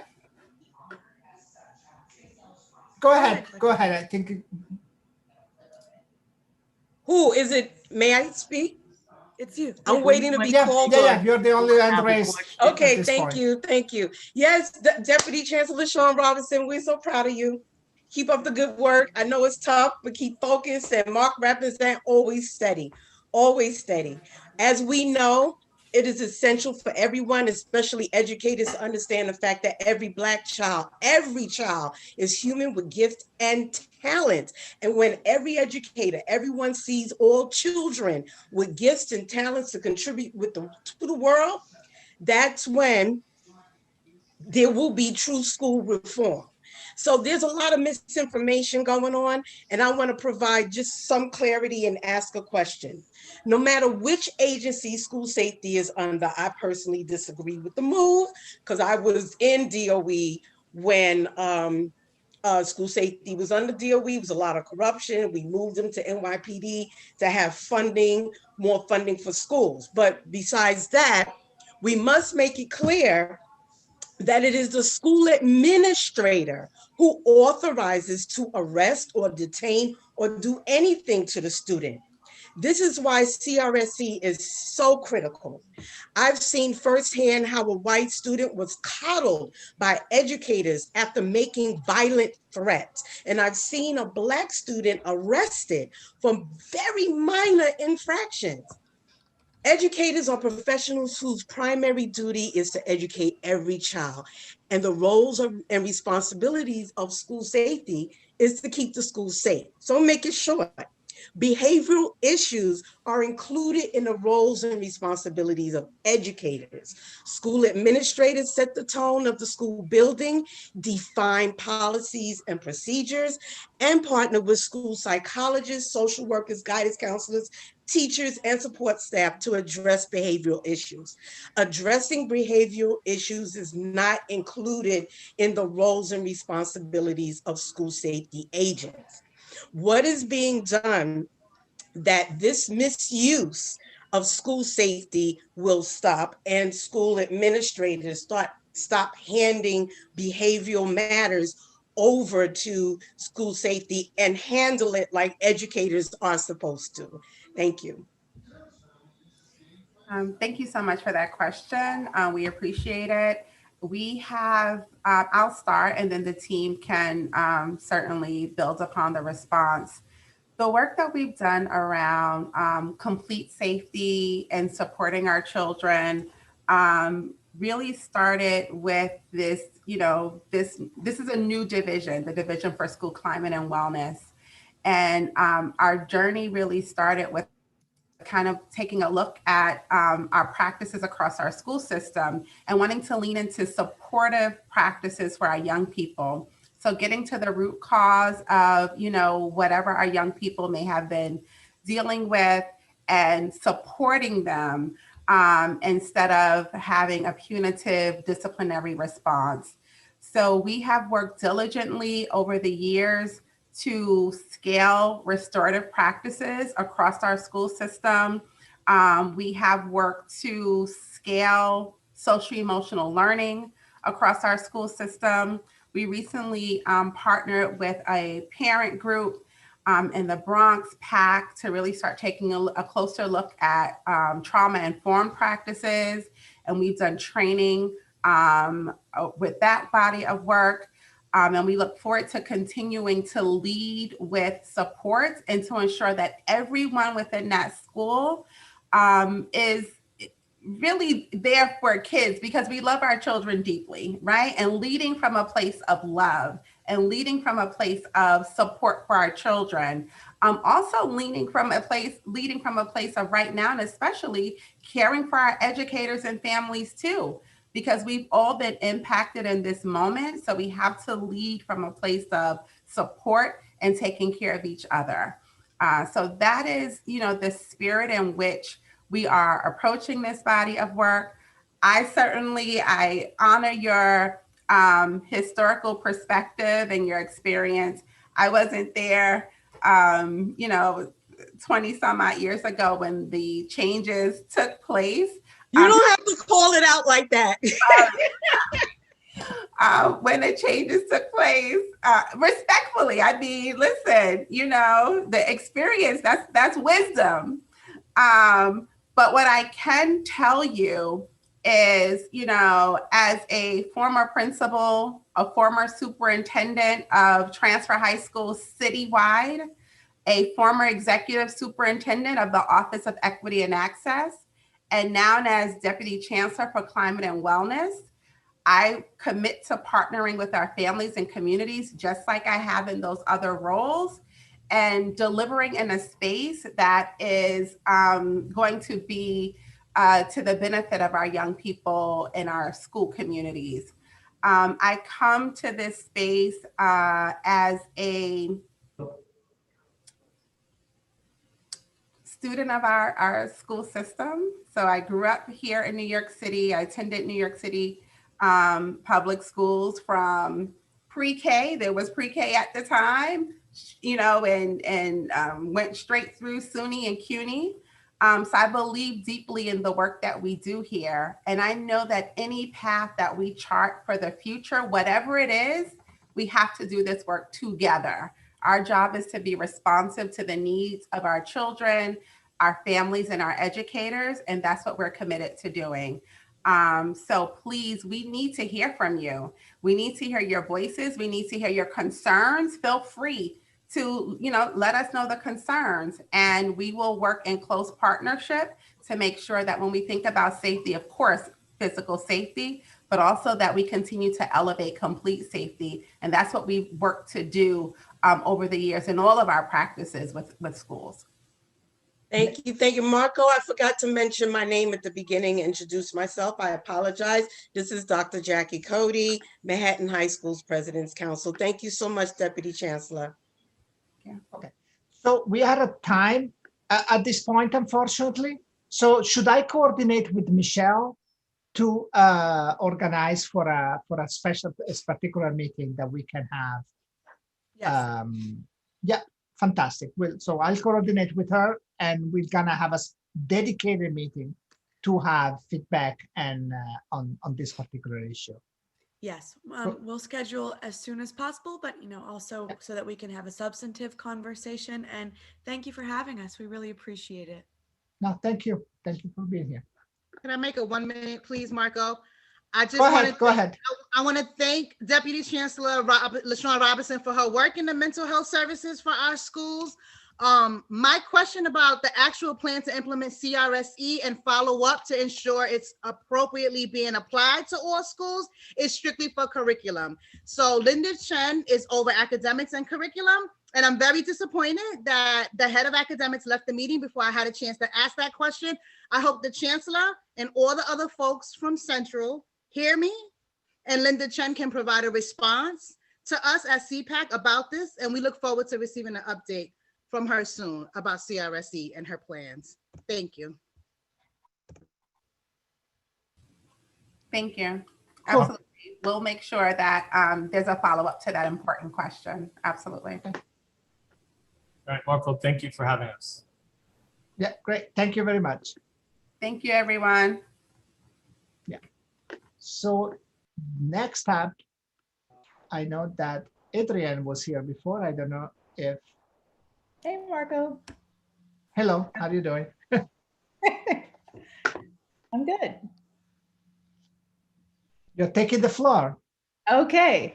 Good morning, everyone. Adrienne Austin, Deputy Chancellor for Community Empowerment, Partnerships, and Communications. It's great to be here with you this morning. Thank you, CPAC, for having me. I am really excited. We have two huge pieces of news for our division that I'm delighted to be able to share with you. One is the Citywide and Community Education Council election. It is going on. It's happening right now. If you have not voted, please vote. And then, so I hope that that is the overarching message that, and I know it is, that not only I'm giving everywhere I go, but all of you as CPAC members are giving everywhere you go.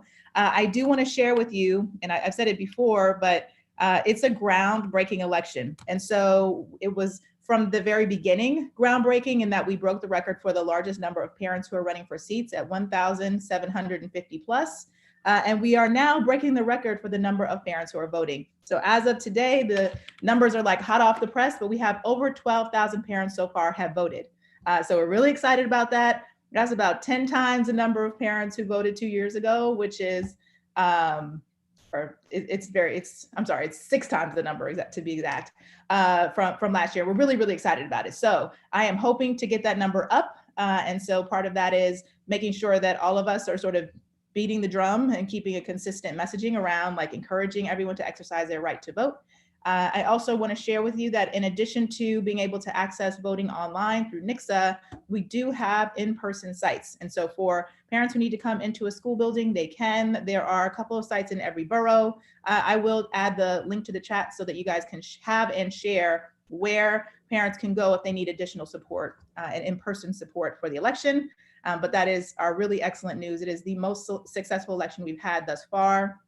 I also just want to say we have campaign rules, and I'm sure that all of you are thinking about that and getting a lot of questions, as we're getting a lot of questions around campaigning. And so I want to say very clearly that candidates cannot accept or solicit endorsements, and that's from PAPTAs, that's from president's councils, that's from organizations, that's from DOE employees. And so we are going to be messaging that out pretty widely, just so that everyone sort of knows the rules. And we're really grateful to the working group that helped us to develop the campaign rules.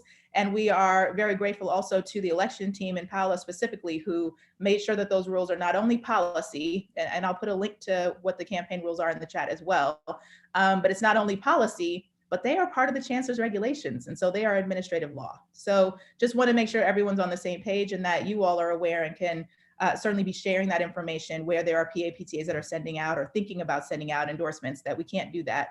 And please elevate and escalate if you're hearing about campaign violations, which I'm sure you all will do and have been doing, but just want to make sure I clearly say that. So that's one huge piece of great news. The second piece of great news is the investment that we have in the Office of Family and Community Empowerment. And, you know, all of you have been in this process with me for a really long time, wanting to make sure that we had a strong and solid leader for the Office of Family and Community Empowerment. We wanted to bring in someone who has experience in organizing, someone who was able to relate and connect with parents across New York City and the diversity of our parents' experiences. And we have found that person. And so she is someone who is both started her career as a community organizer and has been building those connections with communities and parent leaders and advocates for many, many years. She is a proud public school parent, and she is the executive director of FACE. And so I'm really proud to introduce and also give the floor to our wonderful leader of FACE, Executive Director, Sadie Campo Amor. What's up, everybody? Thank you, Rashida. Thank you, guys. I miss being in space with you so I can feel your energy and get to know you guys in person, but hopefully soon enough. I'm Sadie Campo Amor. Adrian said I'm a proud New York City public school graduate, so that's how I'm entering the space. I'm a proud public school parent as well and voted in my CEC election, so that was pretty cool. And in essence, I would like to bring my passion for families and empowerment and students into the space of FACE. Many of our team members are incredibly skilled, and I am excited to pour into them to make sure that they are awesome facilitators and organizers and doing the outreach and parent and student and family cultivation that we need. Right now, caregivers come in all different shapes and sizes. So as much as I do say parents, I want to lift up the language shift that's necessary for all of us to acknowledge, right? I'm an intergenerational household. Many of us are during this pandemic. And so I just want to shout everybody out, right, for showing up in this way. It's been an unyielding time.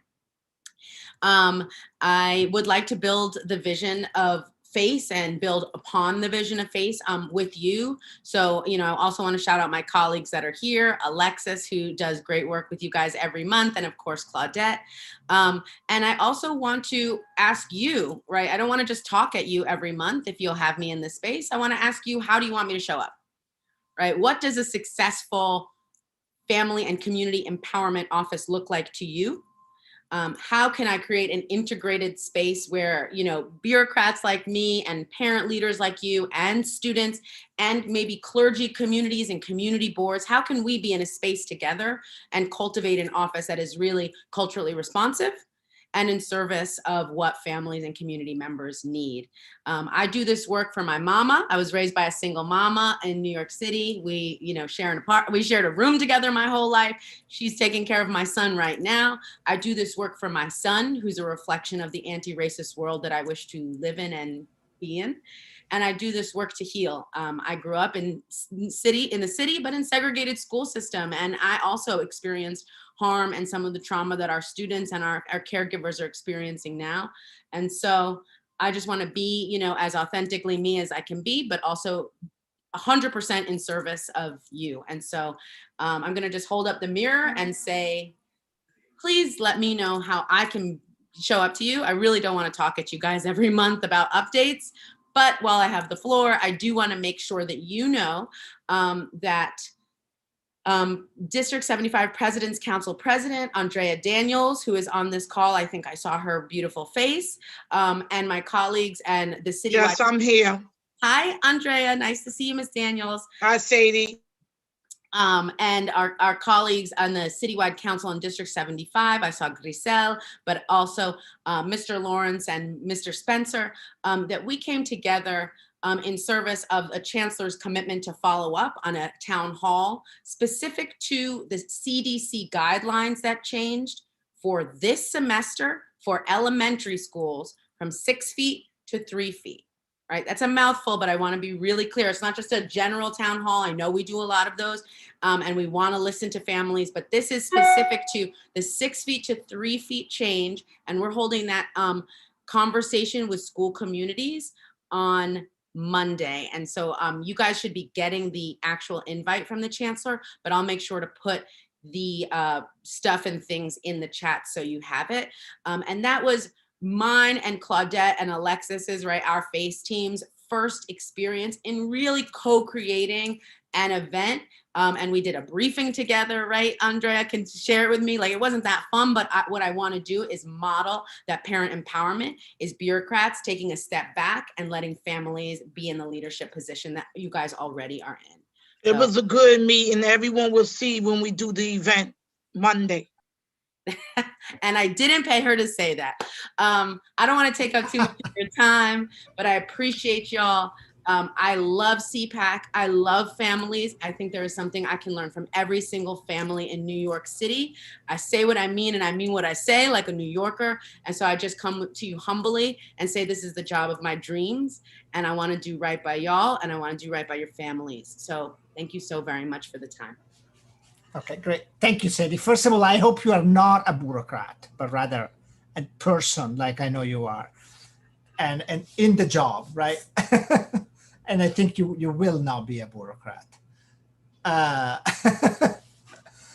With that said, just to organize things, since we have effectively possibly question that will go to Adrian, so let's wait for that later, and let's instead focus question to Sadie. So so we go like that, and then after Sadie we move to CC election question that we might have for Adrian, or other questions we might have for Adrian. So I have Veronica. Everybody from there. From 17. That would be for the Adrian. executive board that had a question, because the executive board go first, and then the voting. Sure, but there is no executive Okay. board members with their hand All right, raised. no So, problem. Veronica, you can go. My question is for Adrian, so I guess I have to wait. Oh, okay. All right. So Jackie, go ahead. Yes, thank you. Hi, Dr. Jackie, Manhattan High School President's Council. Baptized by fire, huh? New executive director. Congratulations.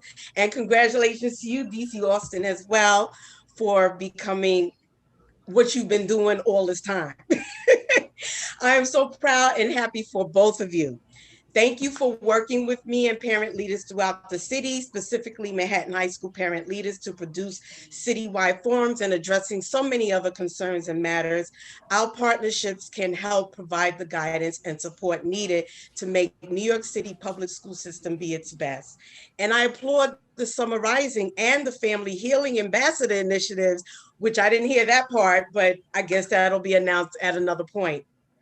As you know, PA, PTA, PTOs, President's Councils, CPAC, CECs, and ECC are independent parent bodies and can be very effective and powerful resources for parents.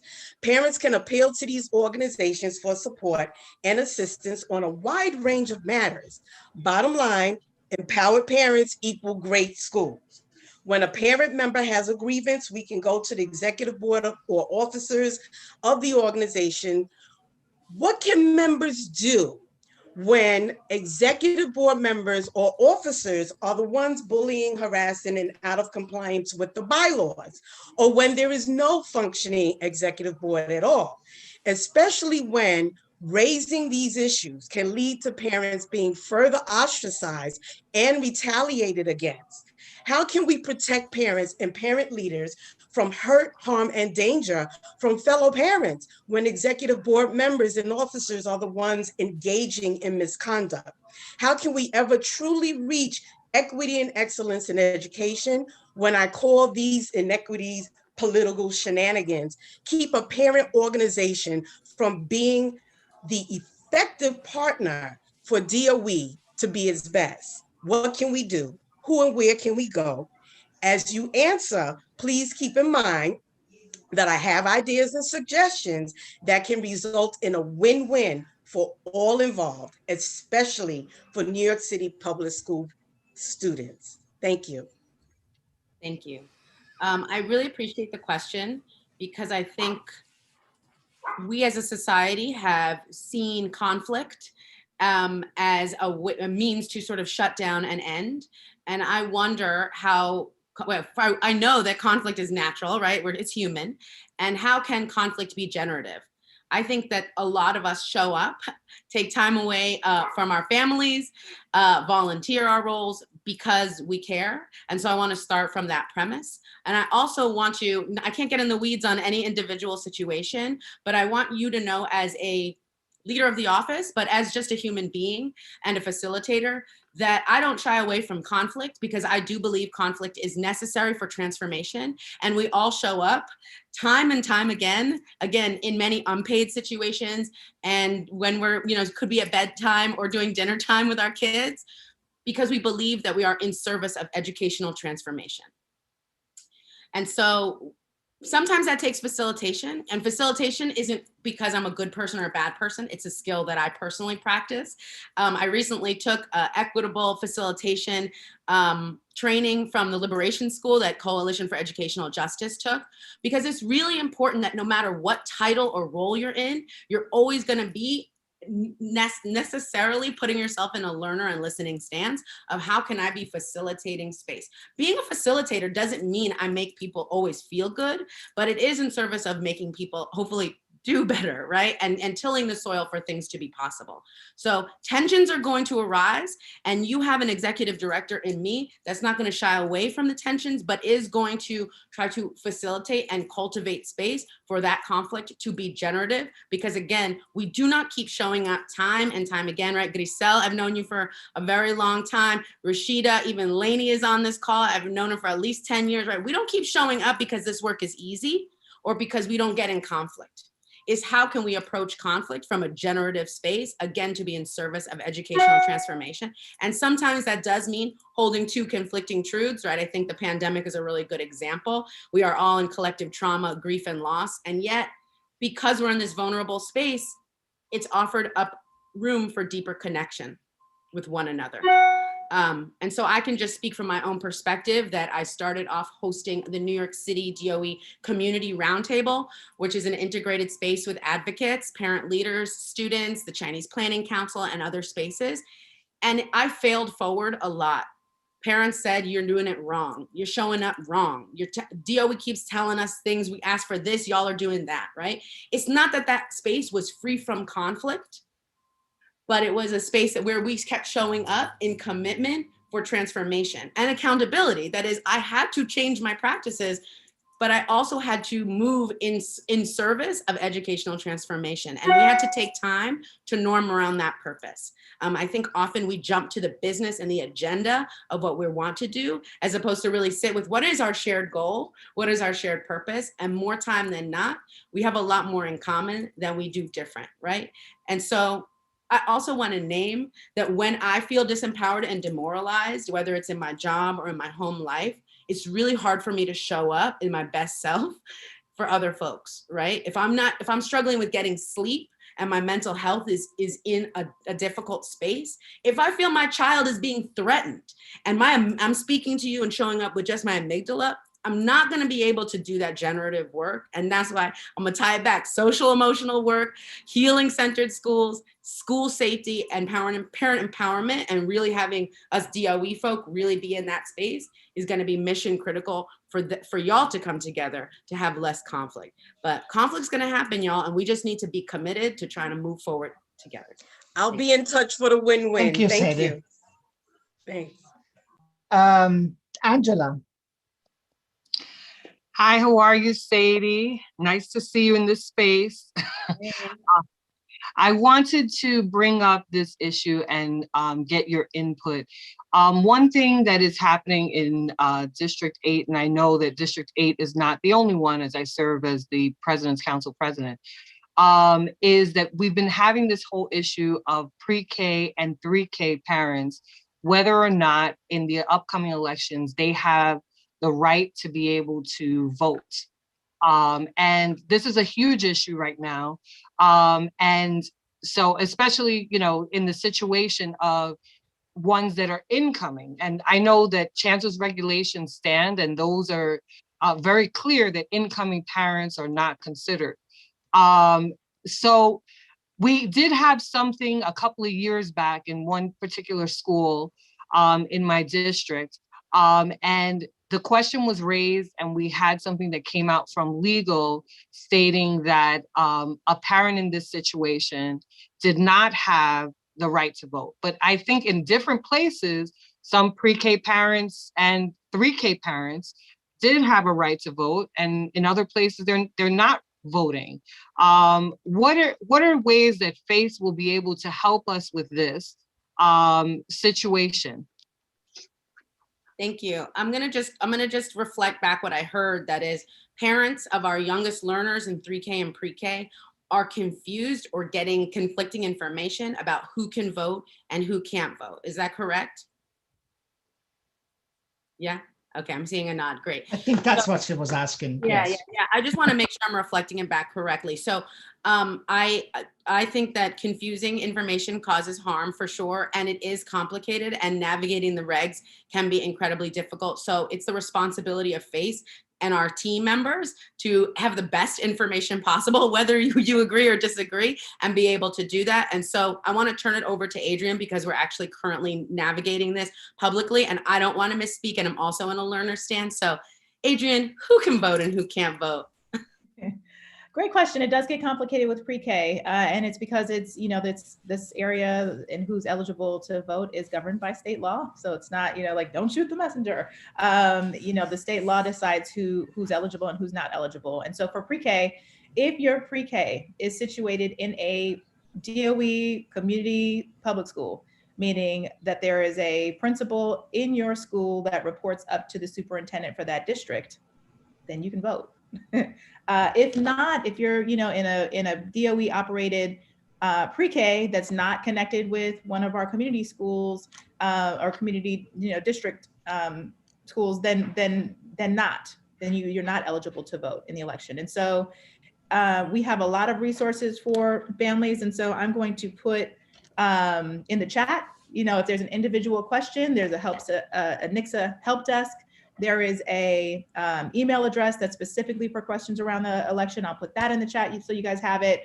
But that's sort of the distinction. And one of the wonderful things, and this is like, shout out to the election team. It's a very small team of people who put together this election, like with the architects for the election, and then are implementing. And they have done a phenomenal job. It's successful, y'all. The NICSA, the integration and all of that, it didn't break. It's working exactly the way it's planned. And hopefully it's for the user experience that as you're voting, you're finding it easier than what you have in the past. But I say that all to say, when you go in and you log into your NICSA account, you automatically will be able to see which ballots you're eligible for. And so if you're, you know, because the voting system is integrated with NICSA, and you've got all your children who are students listed and attached to you in NICSA, when you go to the voting platform, all of the eligibility decisions go through this formula, and the ballots that you are eligible to vote in will automatically pop up. And so that sort of simplifies it. If you log in and you don't see a certain ballot popping up, then it probably means either A, you need to talk to your parent coordinator, and maybe one of your children is somehow not attached to you in NICSA, or B, you're not actually eligible to vote in that election. So it's simplified a lot, some of these questions, but if there are additional ones, I'm gonna put the email address in the chat. I'm gonna put the number to the NICSA help desk in the chat, because that's the election team in that. And I will start to I'll try to populate, I don't want to kill your chat with a bunch of links, because there's a lot of good information on the website, but I'm going to start like populating the chat with all the resources we've got out there. Cool. So we had a time, so we're going to keep only the hands that are raised right now, because then we also have a quick presentation from the schools. Rashida. Oh, I'll be really quickly. I just wanted to say that Angela's phone died. That's why she couldn't respond. I wanted to ask Sadie publicly, elevating Lainey's voice. Her question, wanted to know if you still agree that class size is, do you agree that class size is not purely a contractional issue? I want to just jump in here because I'm like, come on, y'all. Come on, CPAC. I know that you guys have a lot of really good questions. And like, sometimes the goal is like, let's get that DOE leader on the record. And I want to be mindful of that, because this is Sadie's third week on the job, coming in and really wanting to come and I know partner with you from a listening stance and from a community perspective. And so I do know our chancellor was on earlier today. I believe a similar kind of question was potentially asked of her. I would like to get to a place where we're not reduced to like sound bites and, you know, like, gotcha on the record on, because this is not a simple, you know, like, I don't think it's necessarily a simple yes or no question. I think everybody would agree universally, like, yes, absolutely, to have small class sizes would be great. I don't think that our chancellor would say anything different than that. I think when you start talking about how do you operationalize that, what are all the steps, what is the funding, and all those other complicated, like actually getting to that place, let's have a conversation about it. But it's not a one-liner, and it's not a like a soundbite. It's a real conversation, and I think it's a worthwhile conversation to have. Okay. Thank you, respectfully. Thank you, Adrian. Yeah. Lourdes?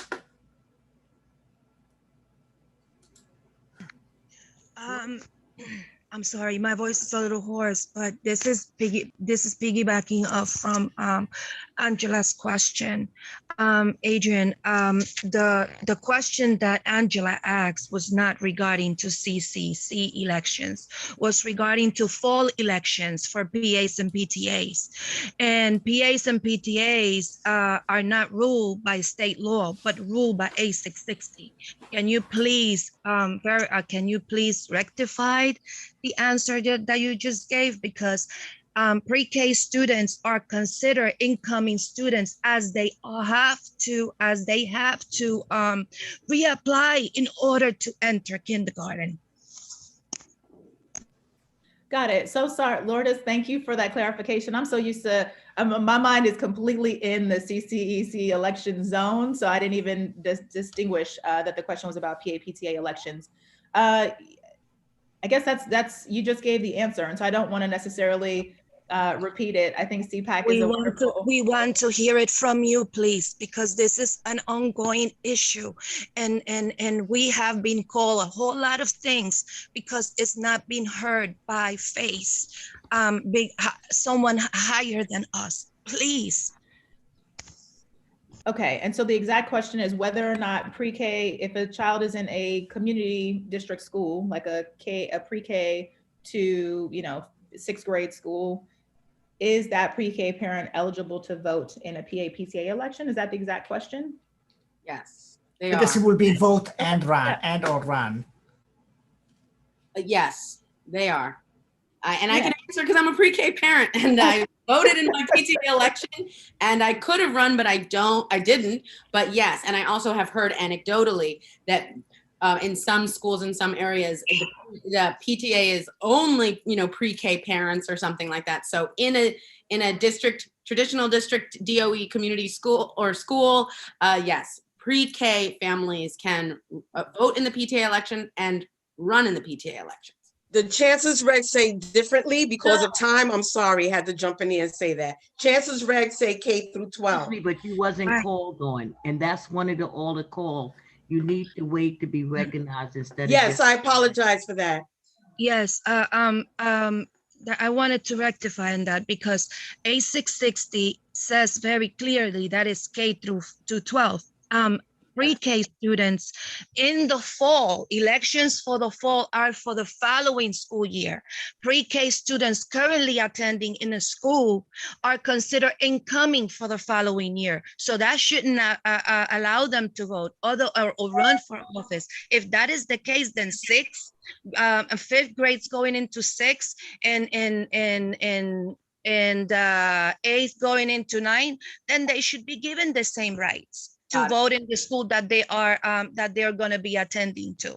That's right. So we will check back with A660 because what that could be is a reflection of having UPK be a universal to everybody, right?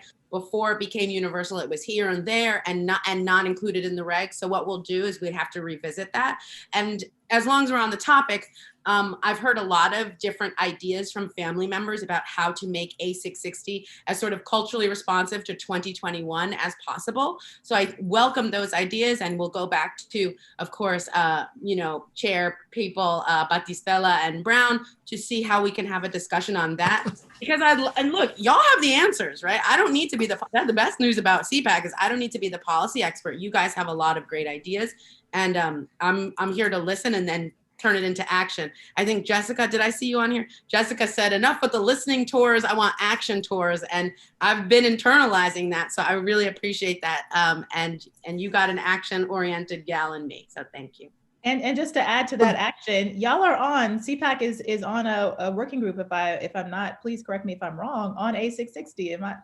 Aren't y'all working on it? Y'all are Yeah, working on it. you're correct. You're Okay. correct. A few people are in fact, but that working group is actually, my understanding is that is working specifically on financials and meetings, regulations. Yeah. I'm sorry, Marco. I have my hands Just one up. second. No. Yeah, just 1 second. So yes, maybe we can ask to expand the working group to include this issue as well, but currently was focusing specifically on some issues. And go ahead. Yeah, thank you. Shirley. So I have my hands up. I was going to say that the chancellor's reg only says K to 12, and we had that discussion. For that to change, the parents have to request the change, right? Parents is the one who requests the change for all families to vote in the community CCEC elections. So at this time, we want pre-K to be involved, even 3K. We have to make that change. We have to request that change so chancellor's regs can change. And as for the working group, we are concentrating on the association's financials, like Marco said, and also virtual environment. What we've been doing now to make them part of the regs for virtual meetings and et cetera. Thanks. So can you Thank you. whether Angela? or not the pre-Ks can vote or Yeah, not? so, go ahead, Jim. I'd like them to clarify whether or not they can vote or not, because that's what still is the hang up here now and what's going on. And you keep getting the feedback because they're not getting clear answers to their questions. Yeah, can I respond to that quickly? We will send something out, and we will send something out by the end of the week just to provide clarity on this pre-K piece, because I know you all are in the middle of doing elections. But the second thing is, if this is something that is a really huge issue, I'd love for, for us to scramble really quickly on this and see what we can do in the meantime and in the interim, because we know that there's a working group and you guys are working hard to put forward some recommendations on changing A660 for the virtual space, virtual meetings, and for financial transactions, other things. But if this is something that's more urgent and we need to resolve more quickly, I am completely amenable to, to doing that, understanding that changing a chancellor's regulation usually takes around at minimum 45 days. So, if this is something we want to do, let's do it really quickly. And I can talk to legal if it's even something that if we know we're making this change and we're already putting the public notice and all these things in place, I can talk to legal about, well, in the interim, what can we do? What are our options? But it's worthwhile for the executive board, please scramble with Sadie quickly to put some recommendations on the table, and then we'll work quickly to see how we can accommodate and address it. Thank you, Adrian. I just wanted to say that I think now is the time to make the change. I completely agree, just because it is something that is arising. And before we didn't even have 3K at all, right? So it's we have to address 3K, we have to address pre-K. And besides all of that, there's another complication I want to bring to the surface, which is A655, which governs SLTs, definitely is from kindergarten forward. So it could be that someone runs, they win, and then they cannot then serve on SLT.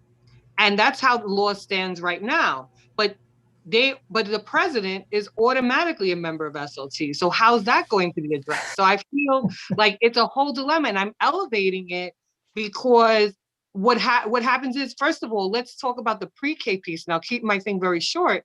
But the pre-K thing, if they are not eligible, that means that for President's Council, which, as you know, we support the elections, we're going to be redoing all these elections all over again after we just did it now. So I'm just trying to save us a little work and figure it out now, so we have one clear, concise, consistent answer, rather than it's all, who you ask, and, so I would love to get something in writing.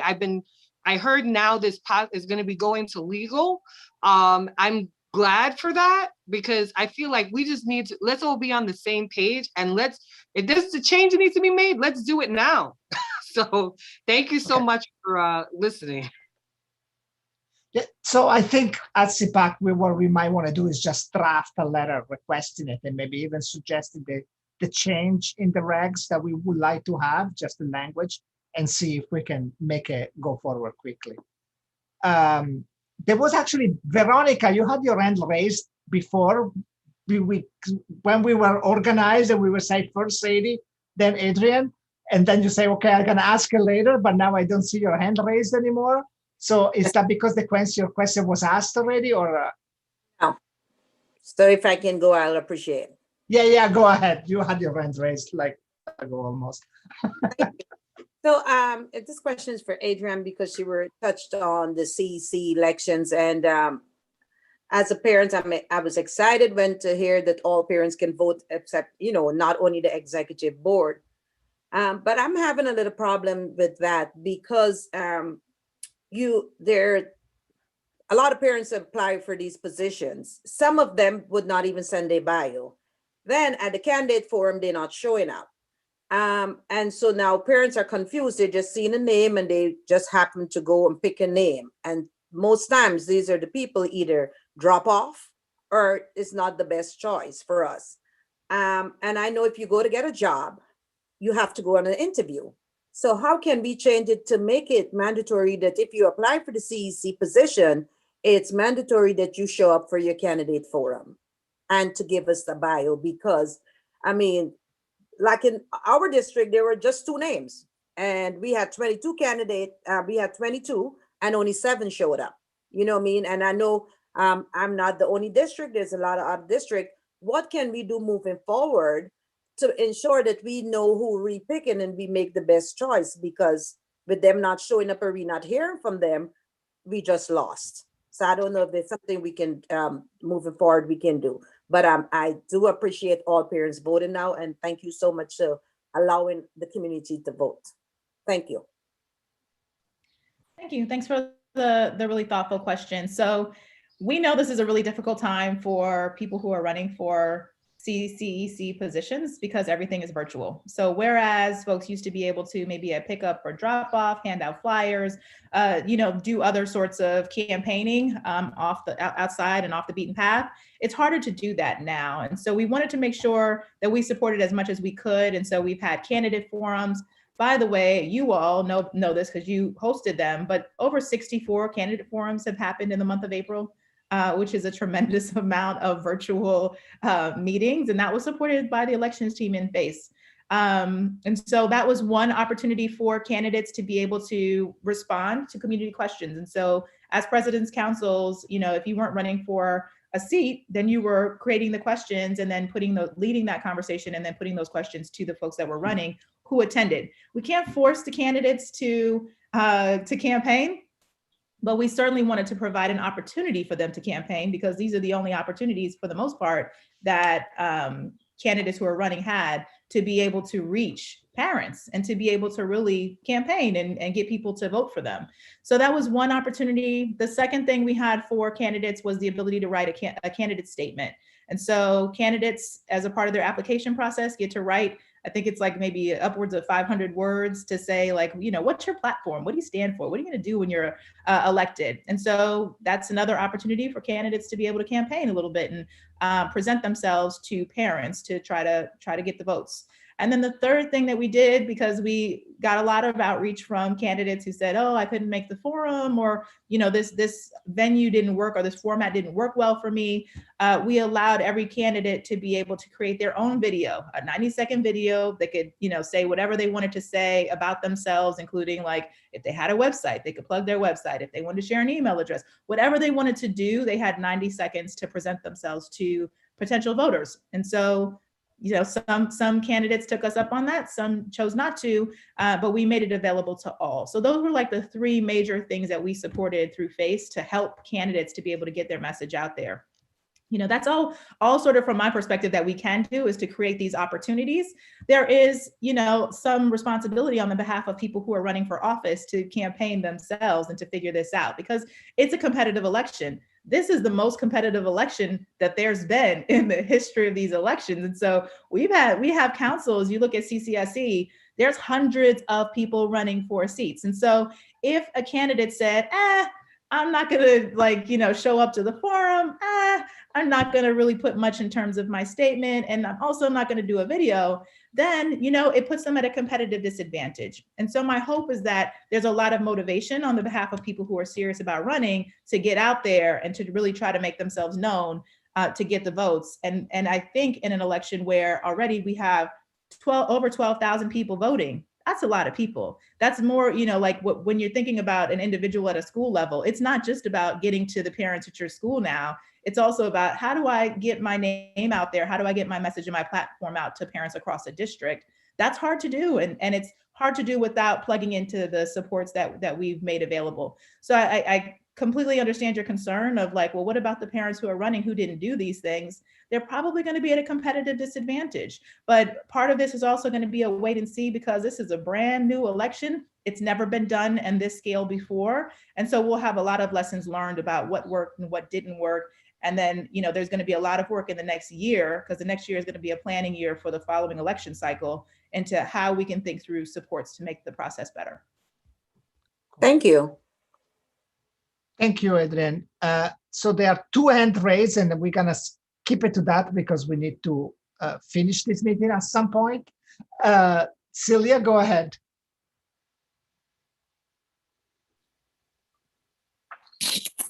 Thank you, Marco. Good afternoon. I have 2 quick questions. One of them is about A660 and possibly amending it, and also A655 to the same note. One of the things that did come out of this pandemic is that there is greater parent participation in meetings, both PAs and PTAs, and as well as school leadership teams. One of the things that is helping is that parents don't have to, especially since a lot of SLTs are in the evening, they don't have to drag their kids back out.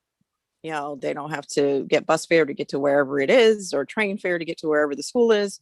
And that's especially so in high schools, or anything that happens to be a citywide district like District 75, where you could possibly live in Queens and your child could actually go to a school in the Bronx or in Staten Island. And that is a real thing, and it happens to a lot of people. So distance tends to be an obstacle to people participating in PA and PTA, and also in SLT. So I wanted to know if it's possible to have an amendment that, along with the in-person meetings, if we go back to in-person at all, that we can also have virtual meetings when it makes sense for certain schools or for certain districts. I think most high schools it makes sense for. And again, 75 and 79 and other citywide districts, it will make sense for, only because it has tripled and quadrupled the amount of parents that will actually come to a meeting, because there is access now. They don't have to think about taking their other 3 children with them to somewhere and coming up with a bus fare to get there.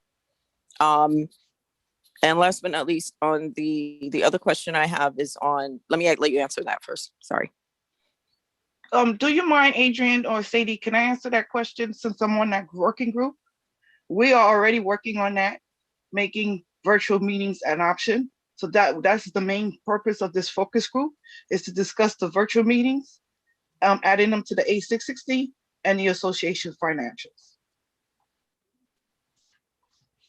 Thank you, Shirley. The other question I have is around CEC and citywide elections. And I just wanted to note that the only requirement for applying for the CEC seats or for the citywide seats is that you have a child in the system.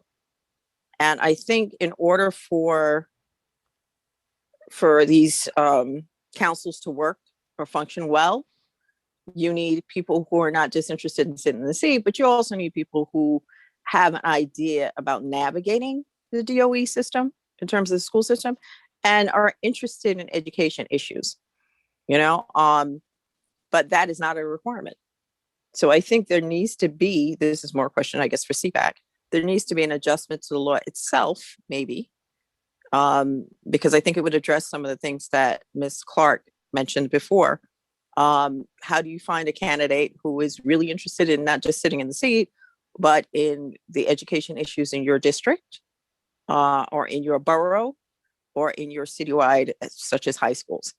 I've always thought that there should be some requirement for people to show that they do have an interest in education issues, and they do have an interest in helping with policy and the things that these councils actually are tasked with doing before they run in the election, and at least know what they're committing to.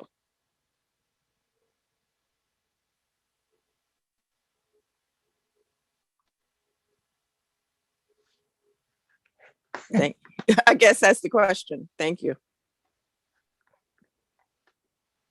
You're muted, Adrian, if you're not sure if you're talking. Sorry, no, I guess I missed, I got the first part of the question, and it looks like, and I see some stuff in some emails in the chat just to say around, particularly with the questions around A660. And I know there's a group that is working on A655, which CPAC is a part of, it's also working on amendments there. But Celia, I think I might've missed the last part of your question. Okay. Actually, Shirley answered the one with the A660 and A655. And thank you to Ms. Orban. But I did ask an additional question, which was the CECs and the citywides, right? So I guess this is your question. The CECs and the citywides, okay? The only requirement is that you actually have a child in a school that you say the child is in. That's it in order to run. You have to have a child in the system. You have to prove that you are, on ATS or whatever in that school. That's the only requirement for parents to run. I think that at some point, the law has to be amended. I'm not saying you have to do it because you're city, but the law needs to be amended for people to have to show that they are either interested in education issues, just like every other campaign person has to do. They're interested in education issues or in changing policy in terms of education issues, or something to do with something grounded in education. Because other than that, we get what we get normally, where there are a lot of people that are interested in having a seat, but do not understand the level of commitment that is contained in having these seats, or what they're signing up for, which is more importantly, why are you signing up for something that you're not sure what it is? But how can we change that? Because it shouldn't just be that you have a child in a school, because you could turn out to be, God forbid, Jack the Ripper. You could turn out to be a pedophile. You could turn out to be a whole lot of things, which are not necessarily good things in terms of a citywide seat or in terms of a CEC seat. So I want to address the last piece of what you said, which is if you are Jack the Ripper and you've been convicted and you're like, you're a convicted sex offender, that is something that we do vet for. And so there is a vetting process. And so, and then that's something that is the vetting process is run by our ethics officer, Samantha Beletsky. And in part, the vetting process is to assure that we don't have Jack the Ripper, if Jack the Ripper is running, seated on one of our education councils. And I have a lot of confidence in our vetting process. So that's like, sort of an aside. I think your other point just around like, let's think through what should be the requirements for someone who's running for a CCEC seat. That's a great question. I feel like, I will follow parents' lead in this, as I think we as DOE should in anything related to parent bodies. And so, I know, Celia, you are not only a CPAC member, but you are also part of the steering committee for ECC that I think was responsible for the changes to the education law to expand this election. And so I think that's a great avenue for you all to explore. And if there are recommendations that come to me, either through ECC or through CPAC or any, then I'm happy to consider them and support them. But the lobbying that you're talking about is really lobbying with the state legislature. And so the question is, what's the parental across the parent bodies, what's the interest, and are folks willing and able and interested in doing that kind of legislative advocacy? Great. Thank you, Adrian. Right. Thank you. Yes, so my executive board members and I, we had just two questions. One of them, I know that Sadie said that the virtual meetings from the state, the date was, I think it's 5/27, she said. but we wanted to know, will that be extended for the following year? And when meeting quorum, will that change to include virtual and in person? Should we return to buildings to host meetings? Because I think it's important that we figure that out around that. Yeah, from what we know right now from the state, because we asked them this week at the behest of families, the open meetings law that allows us to do virtual meetings in response to COVID expires May 27th.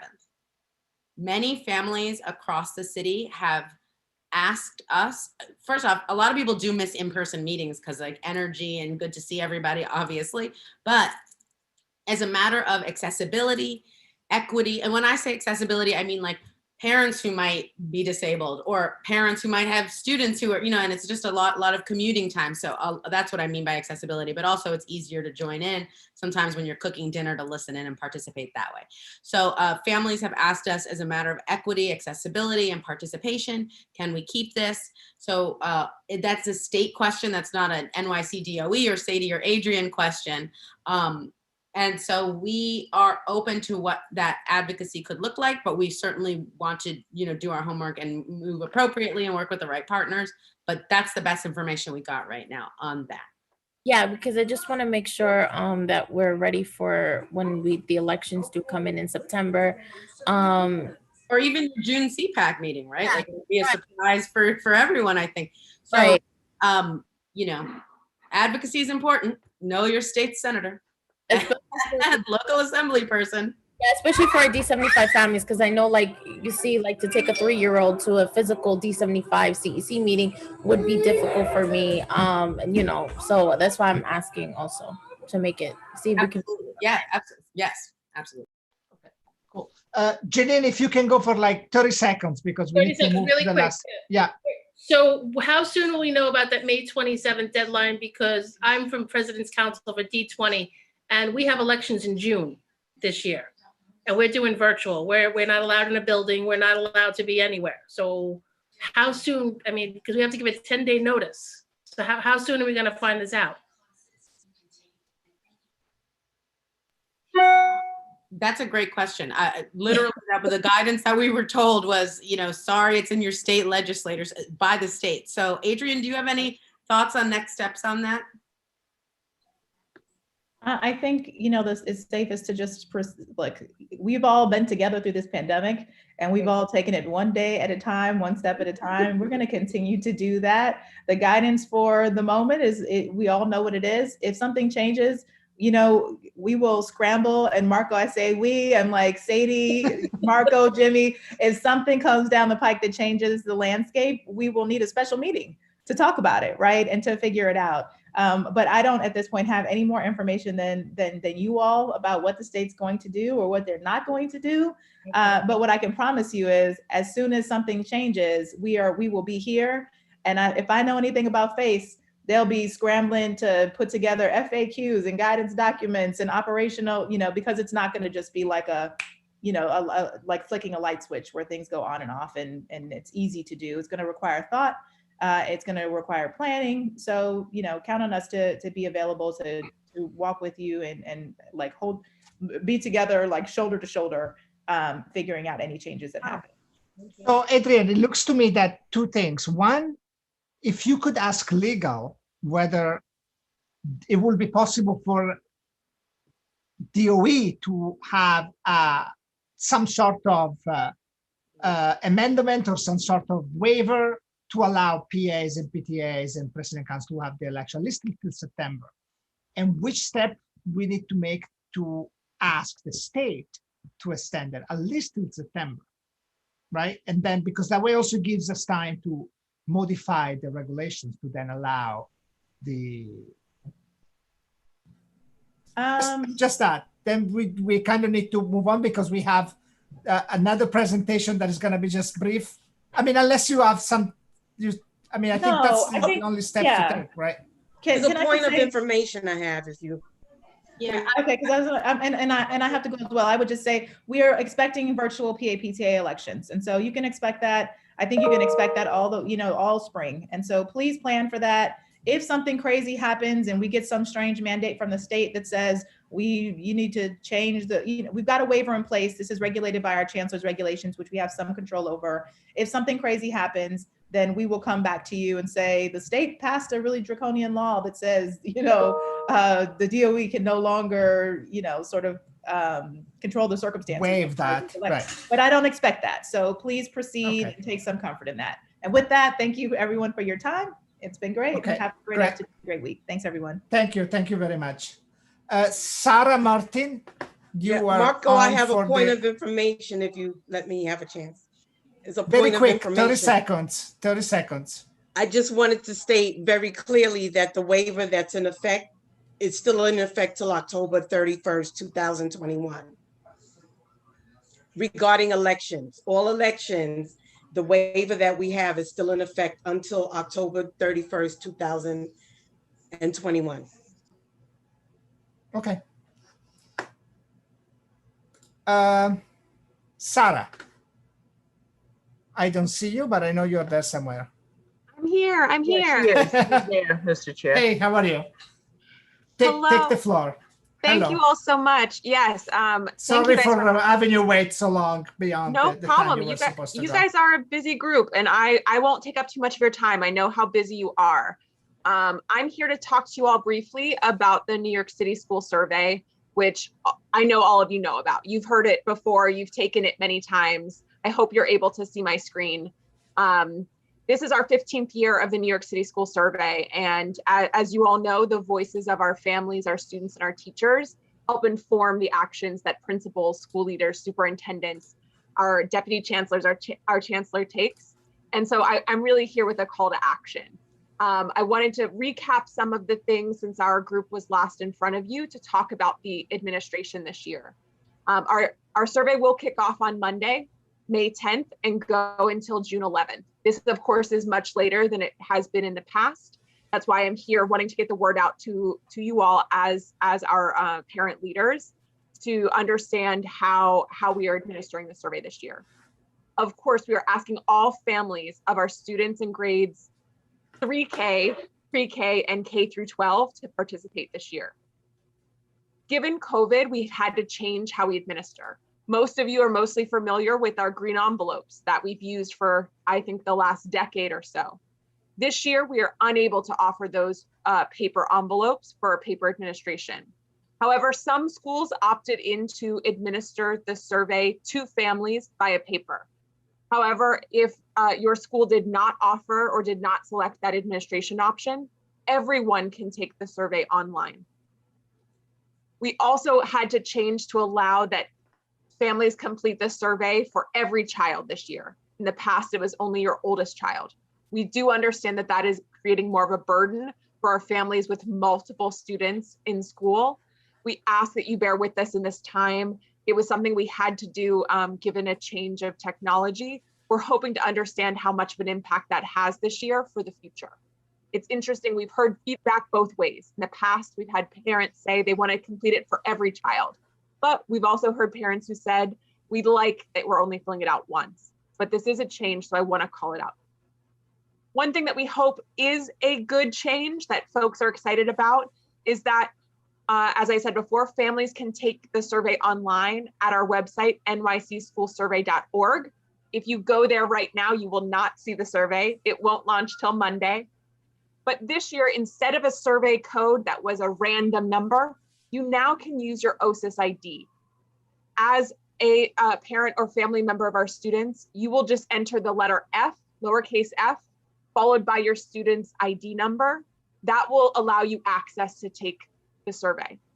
You can, of course, I'm sure you all know where your students' OSIS numbers are or where you can find them, but they are easily found on a report card, the ID card, or in the NYXA account. We believe that this is a huge vehicle to allow more families to take the survey this year. We know that the OSIS ID is much more well known this year, given our changes to be online. And so we hope this is a welcome change. So finally, it's just my call to action. Starting this Monday, please encourage all of your families to go to nycschoolsurvey.org to take the survey. I ask you to get the word out. You all work so closely with the families in your community. Please let them know that this is happening this year. We've had so many questions come to our desk if the school survey was happening, because it didn't happen earlier when parent-teacher conferences typically happen. But we are having the survey now. So I'm coming to you all with your asks to please mobilize your families and to get the word out. That is literally the last of my question, the end of my presentation. I wanted to keep it brief. If there are questions, I'm happy to answer them, but I do know you all have had a very long meeting this morning. Cool.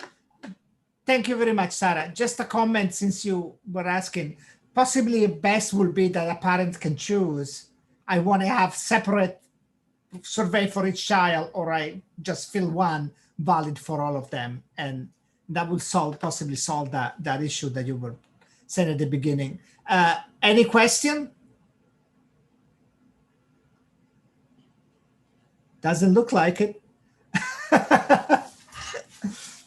So I guess this is it for your presentation, Sarah. Unless you have something else you wanted to add. Marco, I have a question. I see hands up. up. Go ahead, Jessica. Hi, thank you for this information. This is very timely because our school was wondering about this. If you wouldn't mind sharing like a one-pager that we can also share via social media, that would be very helpful. Yes, I can make sure I send that along. We have, if you go to nycschoolsurvey.org, there is a button to our survey materials. We will have flyers posted by end of day. I believe by tomorrow. We're just waiting for the website to approve their upload.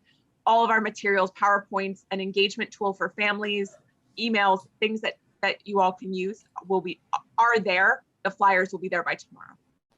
Great, thank you. Doris? And I just wanted just a comment, not a question. Ms. Martin, thank you for actually doing or your team for doing the separate, because I've always had the question. My children they're not at the same level.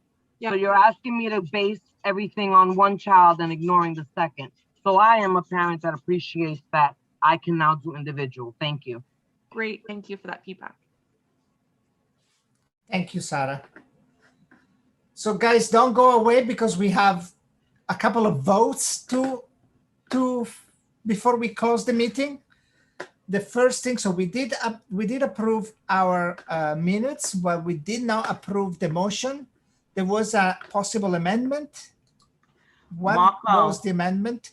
Marco, before we cannot do that amendment here, because that amendment has to go back to the high school committee, because they have to make that adjustment and agree upon it, and then it would have to come back to us.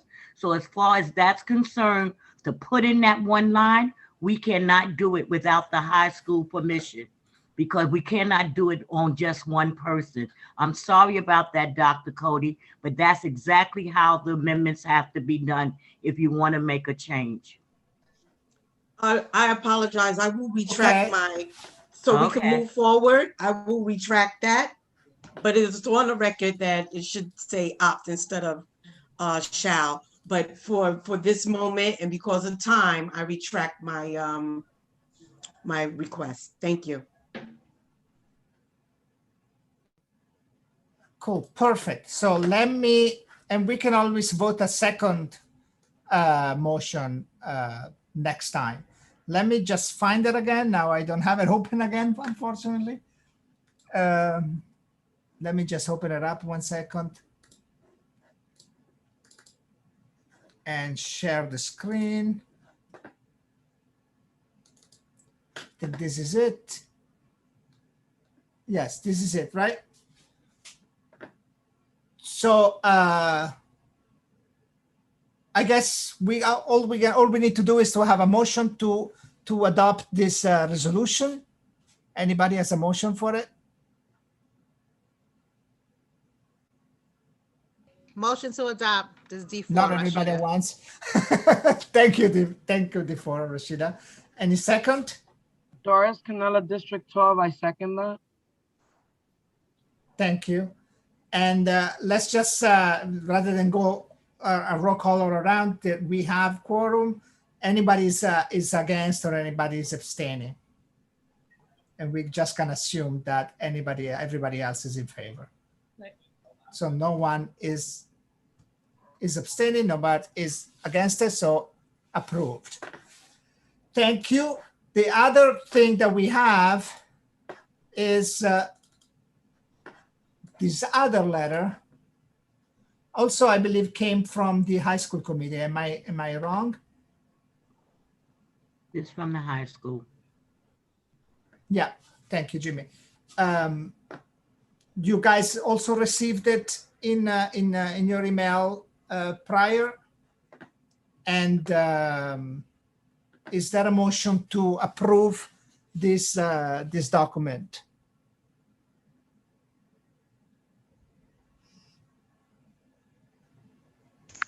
Motion to approve District Bronx High School Federation.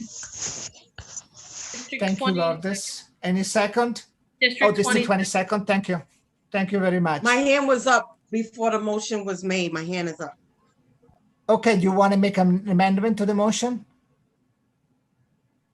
No, I wanted to make a comment before the motion. And it is in regards to a amendment or a change. But again, it would have to go back to the high school committee. So I'm just making this for the record that for number 3, we are asking DOE to create a DOE app that includes a student dashboard, because you cannot download a dashboard. You cannot go and click in or dashboard. You have to go to a website, and a website can be on an app.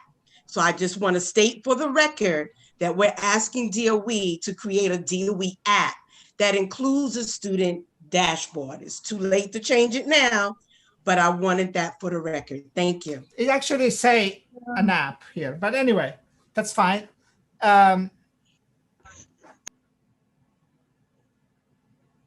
Mr. Chair, you were interrupted. You have to go back to the motion that was laid on the table.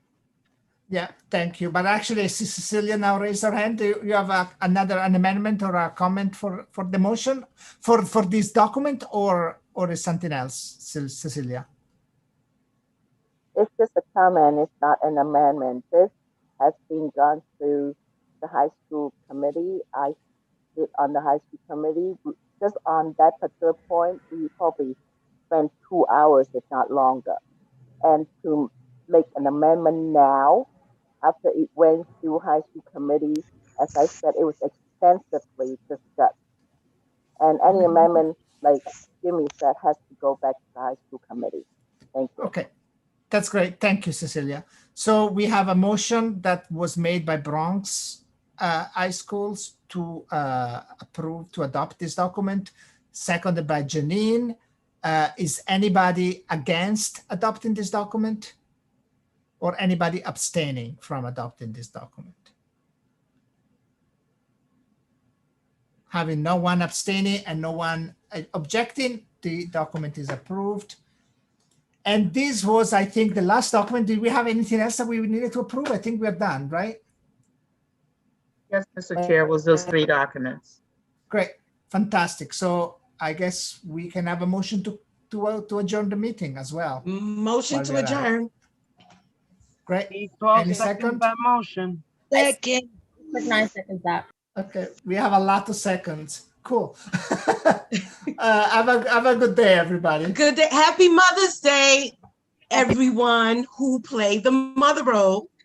Happy Mother's Day, everyone. Bye-bye. Take care. Bye.